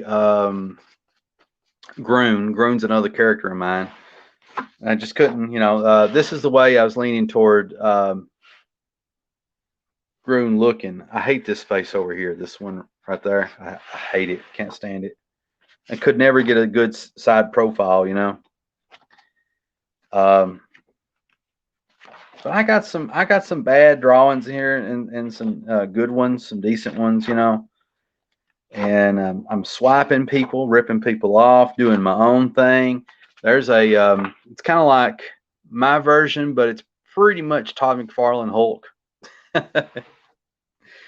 But yeah, so I know I got long-winded there, guys. But the number one thing I recommend is get a sketchbook and just try to fill it up. Don't beat yourself up if you don't get it filled up. But the point is to draw. Second thing I recommend is take 30 minutes out of your day, and every single day draw. And I don't care what you draw. Like, say hypothetically, the only thing you're interested in drawing is unicorns. Then, by golly, gosh, draw unicorns every day. And I guarantee you, by the end of the week or the end of the month, drawing 30 minutes every single day, you're going to draw a pretty cool looking unicorn. Okay. Because the goal is, between doing a sketchbook and drawing 30 minutes every day, is to make drawing a habit. Because if you can make drawing a habit, in my opinion, again, I'm not a pro, if you can make drawing a habit, then you can have a career in comics and animation, in doing, I don't know, like some type of commercial type art, Yeah, I mean, what I mean, like, ads, doing ads like in magazines and stuff, and doing designs and things, because by making drawing a habit, you're more likely to have a career in commercial art, whatever field that may be, because you need to make it a daily thing as much as you can. So 30 minutes, I mean, you got 24 hours in a day, and it's 7 days a week. And if you can just take 30 minutes out of 24 hours, you still got 23 hours and 30 minutes to do with whatever you want, like right now, but sometimes the only free time I have is when everybody's asleep in bed. And so I take advantage of whatever time I got to draw. When I'm at work, whenever I'm on break or something, I've got a sketch pad there, or I've got my actual big 11 by 17 paper, and I'm drawing. Now, I don't want to make it sound like I'm drawing all the time, because there's times when I slack, that does happen. But yeah, I'm just saying that's part of what it takes. So a sketchbook, 30 minutes a day. The other thing I recommend is David Finch. For those of you who have not seen, look up David Finch on YouTube. Open up a new tab, look up David Finch on YouTube, subscribe to his channel, hit that bell for notifications and all that stuff, because he's the one that is helping me tidy up my art. Because he does. I start out with a circle and do this little thing. It's a vest, put a hole here and a hole here, whatever, and the head goes up here. See, wait a minute, let me be a little more accurate. Got your center line, maybe tilt the head that way there. Got your chest muscles, and got this going on. And then, he's just showing you these little cheat things that is going to help you be able to draw. He's showing you these formulas to how to build the skeletons of your characters and stuff, and it's free. I mean, he's a guy that sold millions of comics. I'm more than certain. you know. And so that's the third thing I recommend. Sketchbook, draw 30 minutes at least. That's the bare minimum. Draw 30 minutes every day. And the third thing is subscribe, follow, hit that bell for notifications on David Finch's channel. And he's got anatomy lessons for male and females. He breaks it down to legs. I know you can't really tell the David Finch stuff is in here. You know, I'm still learning. He gets into the backs, into the shading, and all that stuff. You know, he even gets into perspective and everything that you need to know to make a comic book. So I recommend that. I also recommend, let's see, Marvel Comics, how to draw comics the Marvel way, because it's got a lot of the terminology, a lot of the tools that you need, and a lot of things that you need to think about as far as like doing dynamic layouts and that sort of thing, you know. And so that would be the other thing I would think about. I'm getting really focused on drawing this. That's the reason I'm getting quiet.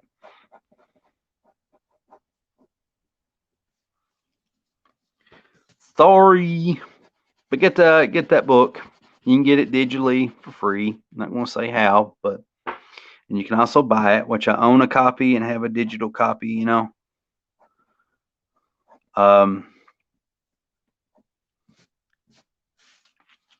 Man, that pose is so awkward. You know, let's see here. How am I going to fix this?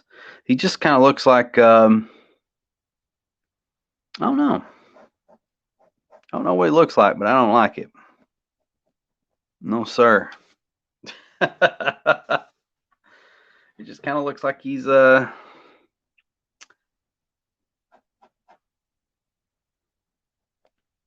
doing something. So, yeah, get that book.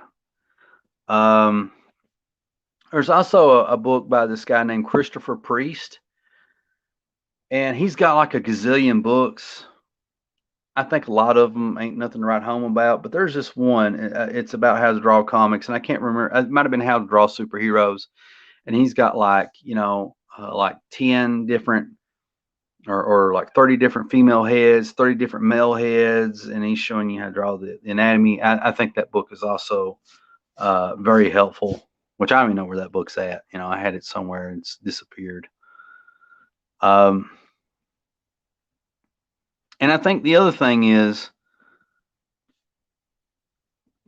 that I recommend as far as like drawing practices is when you're trying to draw every day and you run out of things to draw, start ripping people off. You know, if you can't think what to draw, then you know, grab your copy of Gleipnir and just start copying. I don't care if it's trees or the girl or whatever, her foot. Draw that foot, you know, find something to draw, because when you're not drawing, you're not getting better. And I'm not directing this at you, Frank. I'm talking to anybody in general that is kind of wondering the same thing, if that makes sense. And I think another thing is to network, make friends, and talk to people that are pursuing the same thing, and just let go of your ego, let go of your pride, and just know that you're going to get hurt, and say and ask people, what do I need to work on? Where do I need to get better? And what do you think? Now, sometimes those people can be wrong, you know, because if Rob Liefeld spent his whole life learning to draw magnificent feet, but he drew terrible faces, he probably wouldn't have much of a career, you know. So, but the point is, you should listen to people, you know, and really listen to their critiques and seek out critiques, you know. If you feel like you've plateaued and things ain't really going in the direction you're going, because everybody needs guidance. And this is the last thing that I want to point out. So the first thing was sketchbook, draw 30 minutes a day, um, get the How to Draw Marvel Comics the Marvel Way book, subscribe to David Finch's channel, which is gold. It's free gold. It's Bitcoin. Okay. And the last thing, which I'm already starting to forget, the last thing, if I can think of it, what is it? What is the last thing? Oh, it was the best piece of advice. Oh, yeah. We all need help, and we need the critiques of our fellow peers and stuff like that. A lot of people don't know this, but Jim Lee, when he first started out, he was running around like a maniac, at jogging every day, chanting Frank Miller, John Byrne, Frank Miller, John Byrne, and he would do that, and it became like a mantra, that these were people that he looked up to, and he gave himself a year, because he was going to med school, I think. I could be wrong. I think he was going to med school. He gave himself a year. That's what he told his parents. If he couldn't make a living drawing comics, then he would go and he'd quit pursuing comics, and he would go and go back to school or whatever, finish school. And lo and behold, he became one of the world's greatest comic book artists of all time. But how did he do that? And the thing is, we always attribute people like Jim Lee with these superhuman powers, but they don't. They don't have these superhuman powers because you know why? They had help. Jim Lee, people don't know this, but there was two seasoned artists, old school artists that nobody's ever heard of, that Jim Lee befriended a year before he broke into comics, and they were teaching him and helping him and mentoring him in what all that he needed to do. And that's one of the ways that he was able to get so good within a year. And right now we got something that Jim Lee did not have back in the 80s. We got the World Wide Web. We can talk to people, we can network, we can communicate and get these critiques and stuff like that. Like this really gaudy looking WILDCAT sketch thing that I got going on. There's people that's going to help me with that. And so that's the other thing, is seek out these critiques, develop rhino skin, and just bring it on, because it's only when embracing those things about it that we don't want to hear are we able to get good. Now, I know that's a long-winded thing. You probably didn't ask for all that. That's personally what I would recommend anybody do. Sketchbook, 30 minutes a day, drawing. Subscribe to David Finch's channel, watch his videos, and draw along with his videos, and draw a lot. And make time to draw for fun, and make time to draw for study. Get the How to Draw Comics Marvel Way book, study that, and also network, make friends, and get critiques. All right, I'm done talking about that. Talk about that no more. I'm way behind on oh gosh. NTM Comics writes, yes, I have. It's a pretty good song. He's talking about I Got My Mind Set on You by George Harrison. Practice tip number 1, draw WILDCAT, which I love that. I love it when people draw WILDCAT. That's a good tip.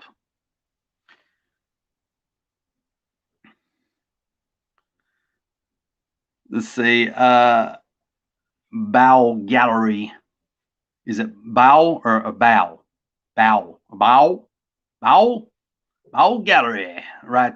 Get cheap practice book. Got it. Absolutely. And fill it up. Don't treat it like it's a holy thing. Just draw in it like no other.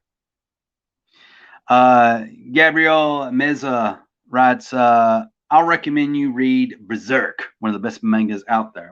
Okay, I'll check it out. Let's see. Salazar writes, I have a couple of dollar store sketchbooks I used to practice on. I do too. I like those little black sketchbooks. They got small ones, and then they got these big ones. I like those for some reason. Let's see. Salazar writes, I recommend Berserkernaut by Jeff Lafferty. Yes, Berserkernaut is a really cool book, and it's like I really love Jeff's style. He is an artist. I know sometimes he may think I'm blowing smoke up his butt, but he's like what Abraham Lincoln was to lawyers is what Jeff Lafferty is to artists. He can do fine art and comic book art and just everything in between. He's doing animation and everything. The guy's all over the place. He's awesome. Which I miss him. Where is Jeff Lafferty? Come out of hiding, sir. I'm wanting to wreck his live streams. I want to come in there and cause mayhem in the chat. Good tips, says Salazar. Thank you. I have a physical copy of How to Draw the Marvel Way. I've given out a few copies too. I also have the digital version. Yes, you must be a brother from another mother, because I'm the same way. Love that book. That book's awesome. I remember it just always being checked out constantly at the school library. It's like a rare thing when you was able to actually get a hold of it and look at it. At least it was for me growing up. You mean Christopher Hart? Yes. Thank you, Dave. I haven't heard from you in forever. Glad that you're here. Yes, Christopher Hart.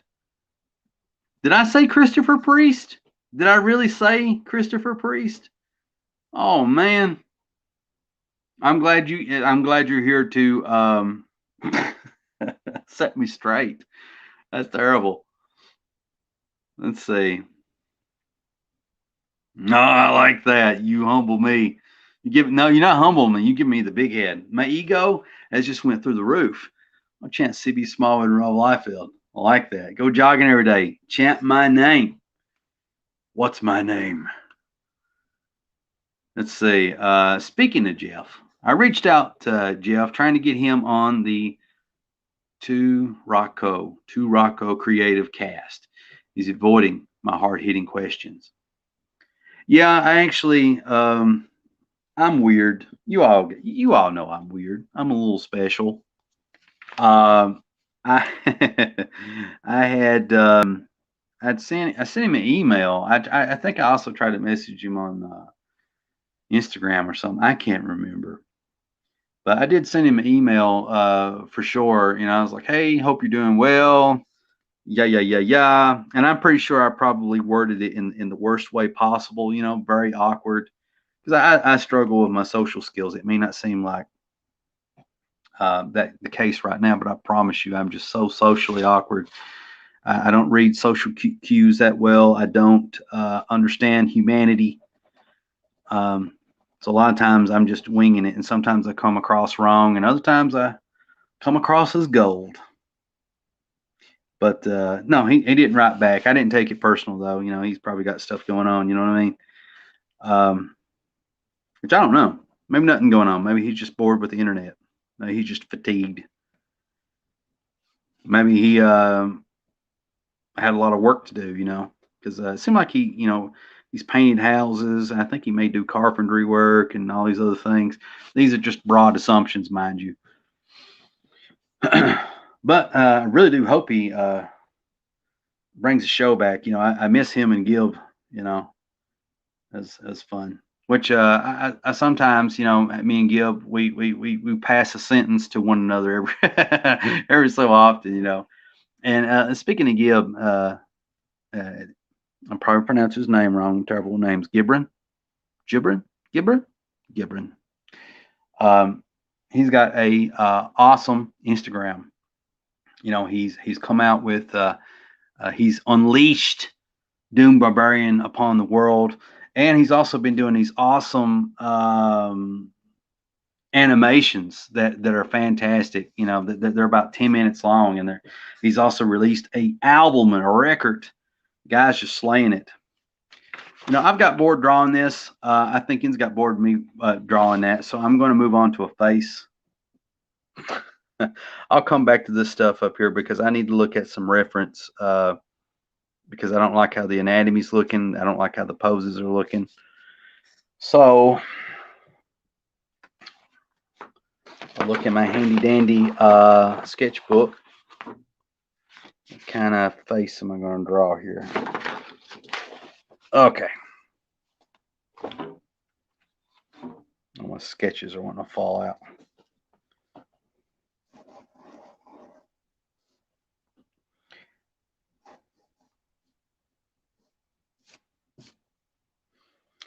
Let's see.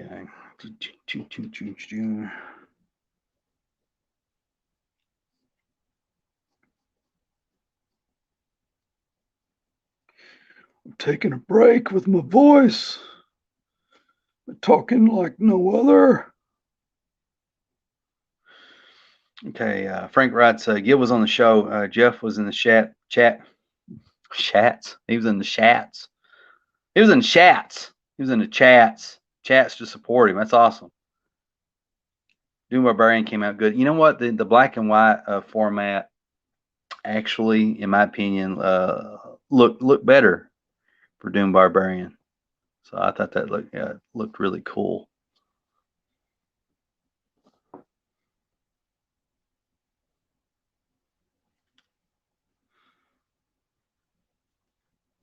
Now this version of Wildcat was this face was inspired by Gary Frank, which he's a phenomenal artist. He never gets the credit he deserves for whatever reason. And I don't know if I'm going to be able to do this justice here. Can this camera go any lower? Barely. It can barely go lower.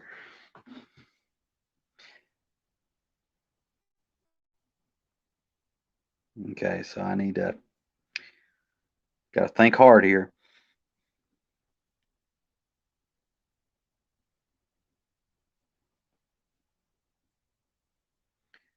But yeah, this is inspired a little bit, you know, this face by Gary Frank's Incredible Hulk. I'll tell you something that I've been doing here lately is when I draw my teeth, I've just been drawing them individually, you know, like circle, circle, circle, circle. And what I do is, you know, I'll go and I'll erase. I'll have this faint outline of the teeth, come in, redraw the mouth. Getting all fancy here as an artist, you know. And then I can kind of redraw these teeth individually, get in the make everything look cleaner, neater, you know. Know what I mean, Vern? Know what I mean? Okay, let's see. Come on. His teeth don't look too bad. Sometimes I like to do teeth like this, get these Del Keon-ish looking teeth where which my zoom on this camera is not my clarity on this camera is not working out good, but sometimes I like to draw the Keon teeth, and sometimes I like to do McFarlane teeth where there's not a lot of details, and then there's a lot of charm in that too, you know. And so this, I don't know how I feel about this mouth, this set of teeth here. I don't think it's necessarily working like how I want it to work. So what I may end up doing is I may end up erasing the teeth. Can I put these little John Byrne bags under the eyes? I like those. Little squigglies. Probably picked up from, can't remember this artist's name. He used to be on West Coast Avengers back in the day. I don't know if his name was Dave Ross or what it was, but he's a really good artist. You know, Carlos Pacheco used to draw quite a bit like him at one point, and then quit for some crazy reason. You notice the more I get focused on this, the more I turn into what is that guy's name? Bob Ross. I'm turning into Bob Ross right now. Drawing a mean little face. Put a little wrinkle here, you know. A little bit of ASMR, huh? Like that. Okay. You like it, you know you do.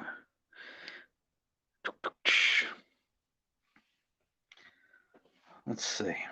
Oh, I gotta stretch. All right, let's get that upper triangle tattoo, lower triangle tattoo. Get that going. Hey, you know what? You know, these teeth don't look too bad, you know? I don't know.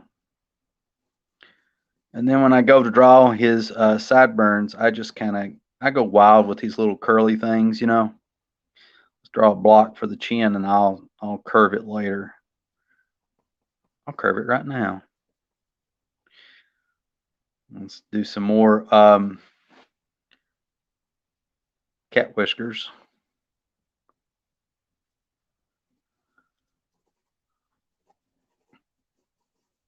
Man, this show right now has taken a turn for the worst. It's very chill. This has gotten everything's gotten, you know. I went going at a 10 all night, and now I've brought it down to like a 5, a very calm and somber 5, because that's what everybody needs right now. For anyone that's just now tuning in or just don't know what the hell's going on, I am working on well, if I can get this pole up. No, I can't get the pole up. Ugh. Loosen this up. I am working on this. It's like a character page, you know. I don't know what they're called. Character sheet, character page. You see, like Disney artists do this all the time, where they'll draw this one character, like different poses and different facial expressions. And so I'm trying to get a ironclad look, you know, for WILDCAT. So when CB Smallwood draws WILDCAT, you're going to be able to tell, like, hey, CB Smallwood drew that. That's how he draws WILDCAT. You know, there's no doubt about it.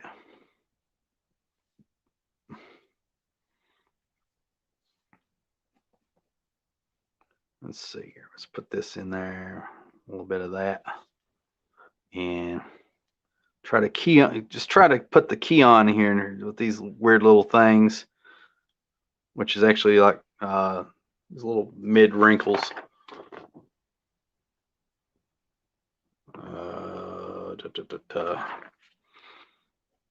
One thing I miss about Prism Studio is I could literally zoom in, you know, and here I'm having to use like a like a boom stand so Ian's can get a gist of everything that I'm doing.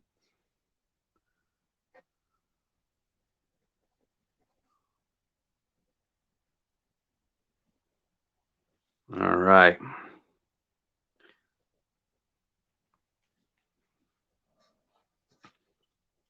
Okay. Yeah. Look at this. I'm just. It's like the pencil's got a life of its own. Something, you know. I got these. I'm channeling that guy who has all kinds of opinions, but is a good artist, sort of. He's an artsy fartsy artist. I can't think of his name. He's really big in the '80s. Used to draw a lot of covers. Still draws covers. Does New Mutants type covers. I'm channeling his squigglies right now. Look at that. It's just all coming out. I'm farting it out like I'm Joe Kubert, you know. And it's gonna look wonderful. You hear me, Marty? I'm farting it out like Joe Kubert. You got it, Morty? You gotta go. You gotta go in and draw WILDCAT, Morty. It's the only way to save the universe, Morty. Because everybody likes WILDCAT. Oh, I don't know about that, Rick. That's stupid. Oh gosh. Yeah, that's pretty cool. I like how I just farted that out. That's kind of neat. Yeah.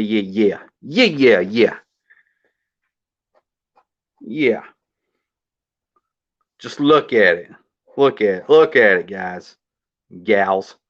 Just looky here and be amazed. I'm just slopping it down like no other, Look at there. I'm going to do about his hair. I'm just going to do that. That's pretty killer. I like that. Not liking his hair right now, but whatever. It is what it is. Nice. I'm sketching like I'm channeling my John Romita Sr. I'm John Buscema right now, drawing for Stan Lee. Gonna make a how to draw book. Oh boy. I think you all fell asleep. Yins left me alone. Yins hit the bricks. I feel like I've got, come on. I've had some comedy gold going on here. Hang on a second. Oh, look here. My chat just exploded on my phone.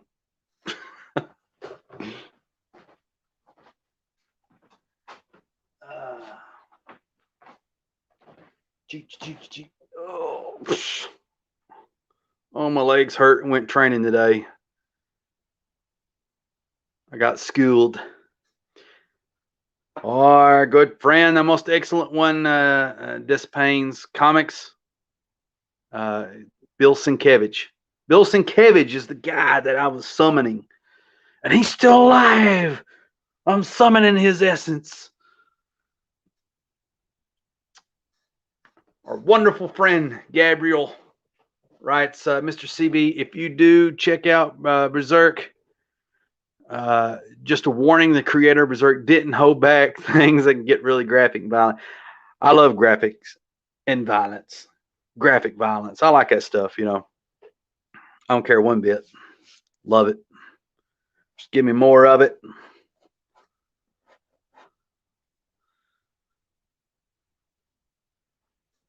Frank writes, I'm up, enjoying the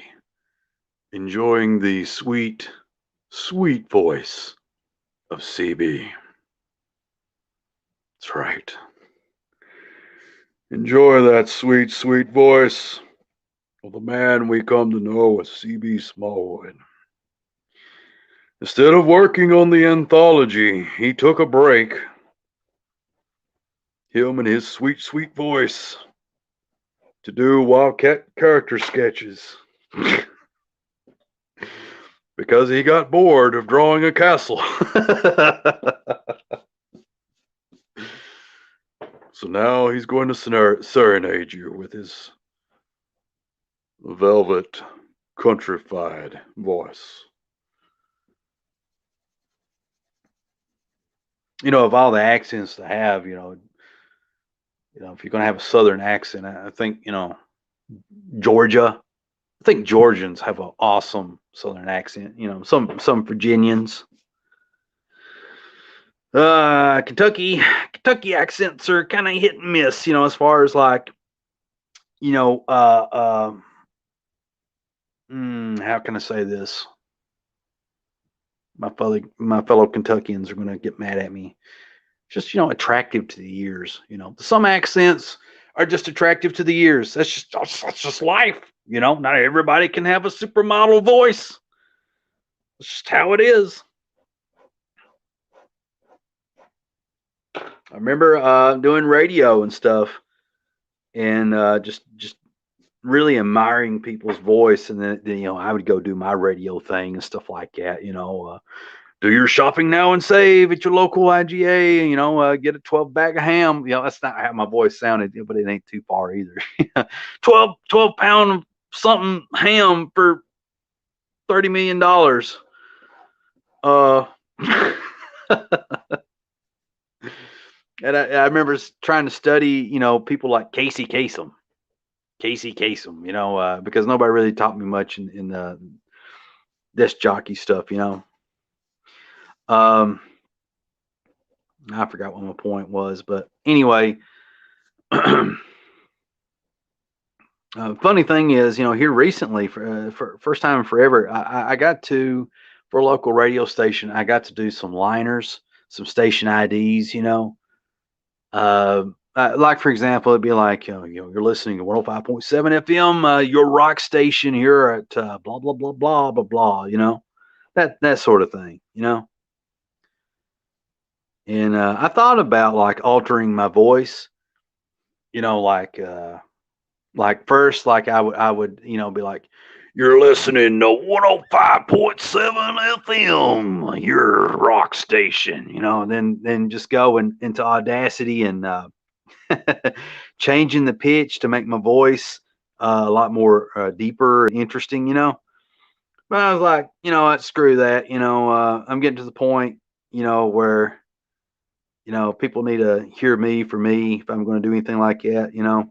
And if they don't want me, then they need to get somebody else to do some liners and stuff for them. Now, let me put some Stephen Platt holes in this jacket, which I need to look up some Stephen Platt to remember how he does holes in crap, you know, like in Moon Knight and things like that. All right.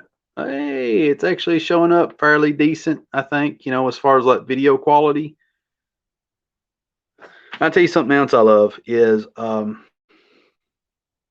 love Sam Keith tattered clothing. Love that stuff. So I'm going to put some phone cords in here. He's got phone cords attached to his jacket. Let's just put some random hairs, you know. That's nice. I didn't leave a lot of room for a lot more heads, so that kind of defeats the purpose of doing this um, thing that I'm doing. This thing. Oh, I really need something to drink. Let's see. No, I just need to hold out just a little bit longer. Just hold out just a little bit longer, then I'll get me something to drink. I'll treat myself nice. Get me a nice sweet tea for my diabetes. Right now, I'm flipping through my sketchbook. I'm trying to look for some good wildcat faces that I like. You know, some of the best ones I got. You know, let me show you. Let me show you this. This is some Del Keon studies of his Hulk. I think all these are his Hulk. Not for sure, but I found that if you just draw a bunch of circles, circle, circle, circle, circle, circle, you just circle everything. It kind of turns out kind of Del Keonish, you know. And then just go in and just kind of clean it up by erasing where some of the circles meet to create more empty space, you know. Yeah, well, okay. Let's see. I think what I'll draw is I don't know. I don't know what I'm gonna draw, but I got to. I just have to draw something. Let's see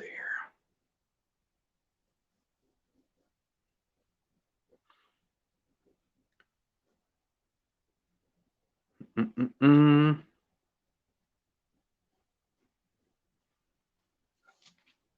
Hopefully, you can see that.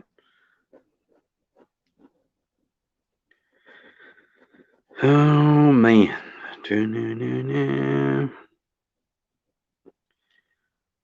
I think, next time I get around to drawing, now that I've kind of messed around on this, I need to get back to working on the anthology and drawing the that stupid castle.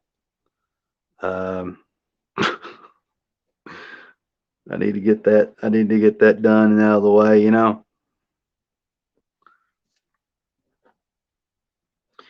And then I need to, really double down on the layouts for the next couple of pages and get that figured out. I do have something cool to say about the anthology, and I'm not going to make any official announcements or anything just yet, but there is somebody new that's hopping on board to contribute a story to the anthology. As far as I know, he's kind of sketching out some ideas right now, and I'm really looking forward to it. He's gonna add some extra pizzazz to the pizzazz that's already there, from all the contributors. So that's gonna be cool. I want this to be a fat book. I want it to be fat in terms of its weight and fat in terms of its awesomeness. That's what I'm going for. Go big or go home.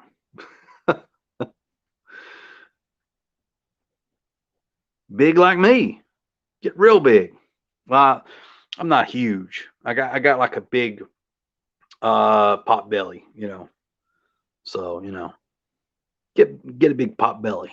Everybody get one. It's the best thing that ever happened in your life is to have a pot belly. Be like that girl in Pulp Fiction who talks about how, pot bellies are sexy. And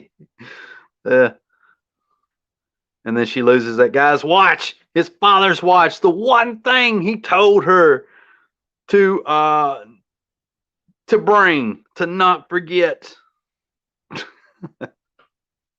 And she forgot it. Of course. Of course.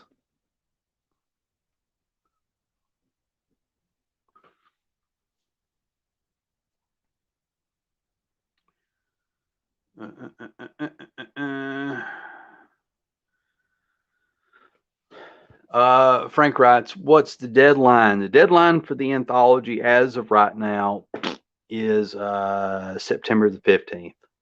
That's what I'm shooting for. It's what we're really trying to crank out for everybody.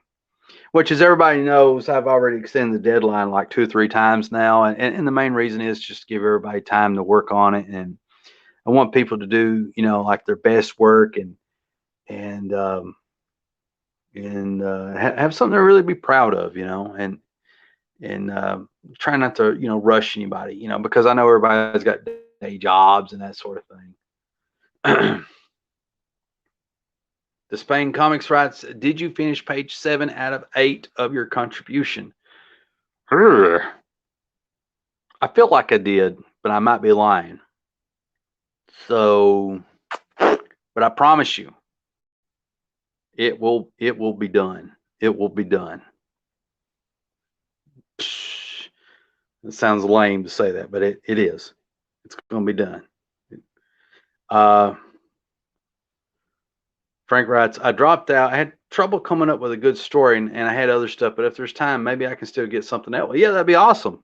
Love to have you. It'd be fantastic. Good, sir. I don't know. The thing I recommend is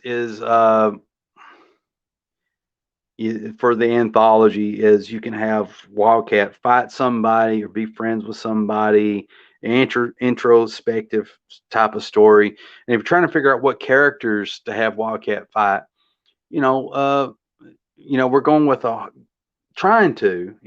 wanting to go kind of a horror theme route. It doesn't mean that it has to be scary, but it has some type of horror element. Hopefully. He could be fighting robots. He could be fighting vampires or Frankenstein or Dracula, zombies, kaiju, or some type of underground dwellers. It could be fighting spacemen, public domain superheroes, public domain supervillains, and all these other things, you know. So there's plenty of stuff to throw at him. And I think the biggest thing, in my opinion, and this is just my opinion, for anybody that wants any of their stories to stand out, is I'd really focus on the story. You know, well, not just the art, but also the story. I mean, you want both to be awesome, but the story, you know, at least that's my opinion. I mean, anybody can do whatever they want. You know what I mean? But for me personally, I feel like you need to give people something to read and to think about. I really like those um, old Vampirella, Tales from the Crypt, Creepy, Eerie. These are the names of the magazines, Eerie and Creepy, for anyone that doesn't know. The writers on those books really tried to tell a story within, I don't know, 8 to 10 pages or where it was, you know, something that really made you think or made you say, oh, that's cool, you know. and and for me personally, you know, whenever I you know, like English, CB, speak it. Do you speak it? When I struggle with stories, sometimes I try to think of, like, you know, awesome visuals, you know, stuff that it's just like, um, everybody's done a great job and stuff like that. It's gonna be cool. Frank writes Wildcat versus Captain Courage. That sounds awesome. Make it so, in the words of Captain Picard. Make it so, number one.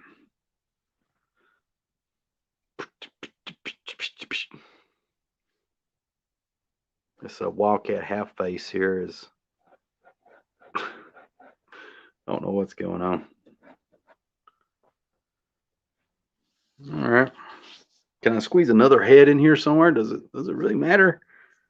I want to put one right here because I can.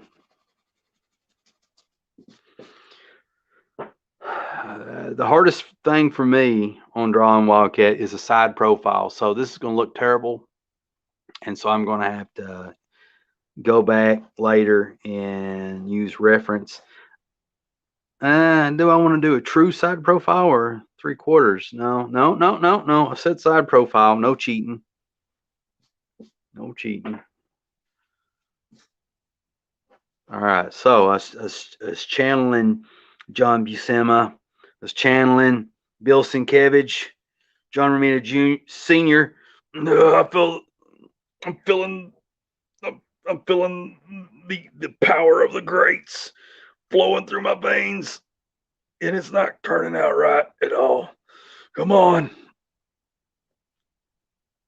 Oh my gosh, this is terrible. Come on, come on. Start to look cool.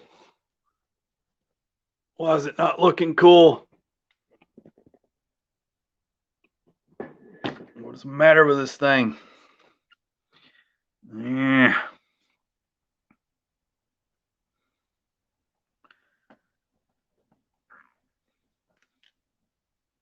You know, that reminds me. Um, is so do I want to do this thing? Yeah, why not? Maybe I'll try that. I don't know. Before I tell you about the thing, it reminds me. I like this thing that John Buscema does, and Dale Keown does this too. Tiny eyes. When they do a side profile, they do tiny eyes or something like that. I can't. That's not quite how they do their tiny eyes, but they do tiny eyes. I know you can't see because the camera's doing this weird thing.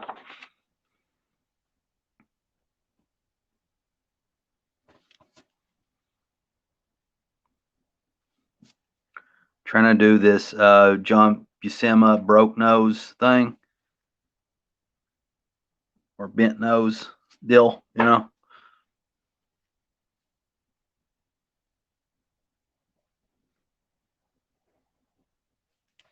All right. So the thing I was trying to remember a while ago, what time I was grunting and hee hawing, is there was a really good. Well, I shouldn't say really good, but there was this Godzilla movie where at the end of it, he ends up fighting this lobster monster that comes out of the water, you know. And I remember that the island or something was getting ready to blow up, and there's like this device that's like sinking down into the console, and like this guy's trying to reach it, and he's like grunting and sweating. Oh, and every time he'd almost reach it, it dropped down another inch, and he's really cramming himself into this tiny hole trying to reach this thing to stop the bomb from going off, and it was great. That was tense, you know. And then at the end, somewhere at the end of the movie, Godzilla rips off the claws off the lobster, and he's like, and he's like taunting the lobster, which is awesome. The things I remember. Yeah, this ain't a bad side profile, you know. I don't know if it fits Mr. Wildcat, Dean Lazarus, or whatever, but I'm just gonna rock it and see where it goes.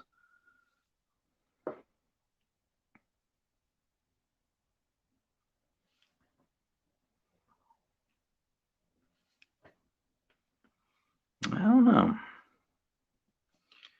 Okay. Jukebox Heroes. Na, na, na, na, na, na. Somebody listen to that right now? My psychic brain is pulling that up. I feel like somebody's listening to that. I don't even know who plays that.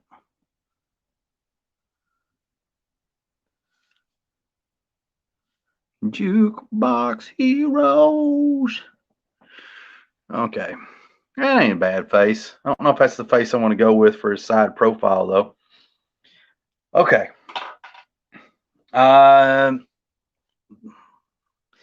So I'm sketched out. I am thirsty beyond belief. I want to play around on YouTube and just watch some Hapkido videos or get on Odyssey. Oh, I'm also on Odyssey. Follow me on Odyssey, guys. That way, if I ever get naughty on YouTube and get kicked off, you just know where to find me. It's spelled kind of funny, and if you Google it, you won't be able to find it because it's a competitor to Google. So of course they're going to bury it in the search. But I think it's ODYSEE. Doesn't have a Y on the end. Go to odyssey.com. And Gabriel writes foreigner jukebox hero. If I could sing like that, I would, honestly. But let's all be jukebox heroes and go to Odyssey. Follow me. Create accounts. You get paid in crypto and stuff like that to upload and share videos and all this other stuff. It's hard to explain. It's a cool platform. It really is. And I'm going to start live streaming there too as soon as I get it all figured out. But other than that, the anthology is coming. It's doing good. I'm working on stuff. I'm trying to figure out the cover. I'm trying to figure out these fake ads and all these other things. Got a new contributor hopped on board, and I'll announce him as soon as he gets whenever he wants me to let everybody know that he's drawing some Wildcat pages. Also, there's like two people, not me, but there's two people that is finished with their contributions and they've blown it out of the park with their awesome stories. I mean, I'm talking about penciled, inked, and lettered.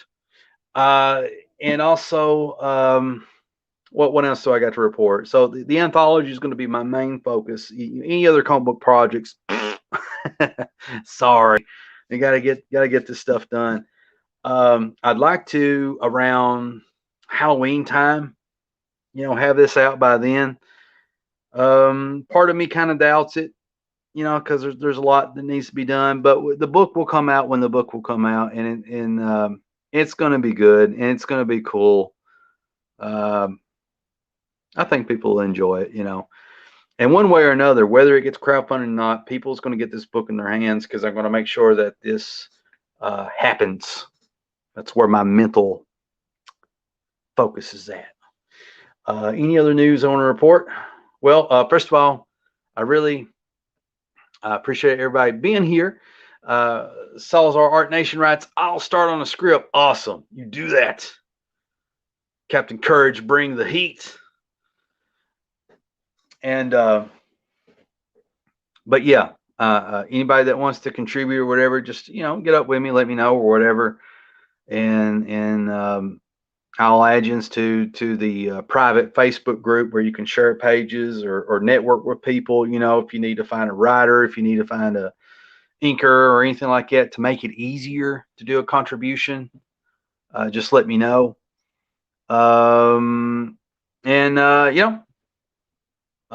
miss everybody. It's really cool. The past 2 nights or the two shows that I've done that I've got to talk to you and all because I do miss these interactions and stuff like that. So I guess that's pretty much it. I really need to get some sweet tea and watch me some hack keto videos or something like that.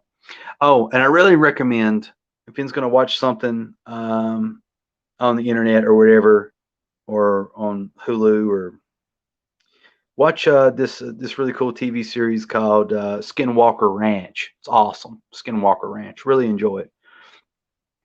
So with that said, it's good night. It's goodbye. I'll see yous all next time. Yous be good to one another. Try not to let the internet drive you crazy because it's just everybody being ramped up by crazy individuals that are just pulling our heartstrings and making us hate one another for no reason. So ignore all that. Be positive. Argue about the things that matter in life, whether or not Silver Surfer's board can teleport. Be that ship that can rise. Be that tide that can rise all ships. Be the change that you want to see. Stay awesome, everybody, and I'll see you later. And then hopefully we can end on that awesome intro outro. And I don't know. That's all I got to say. Much love. Take care of one another.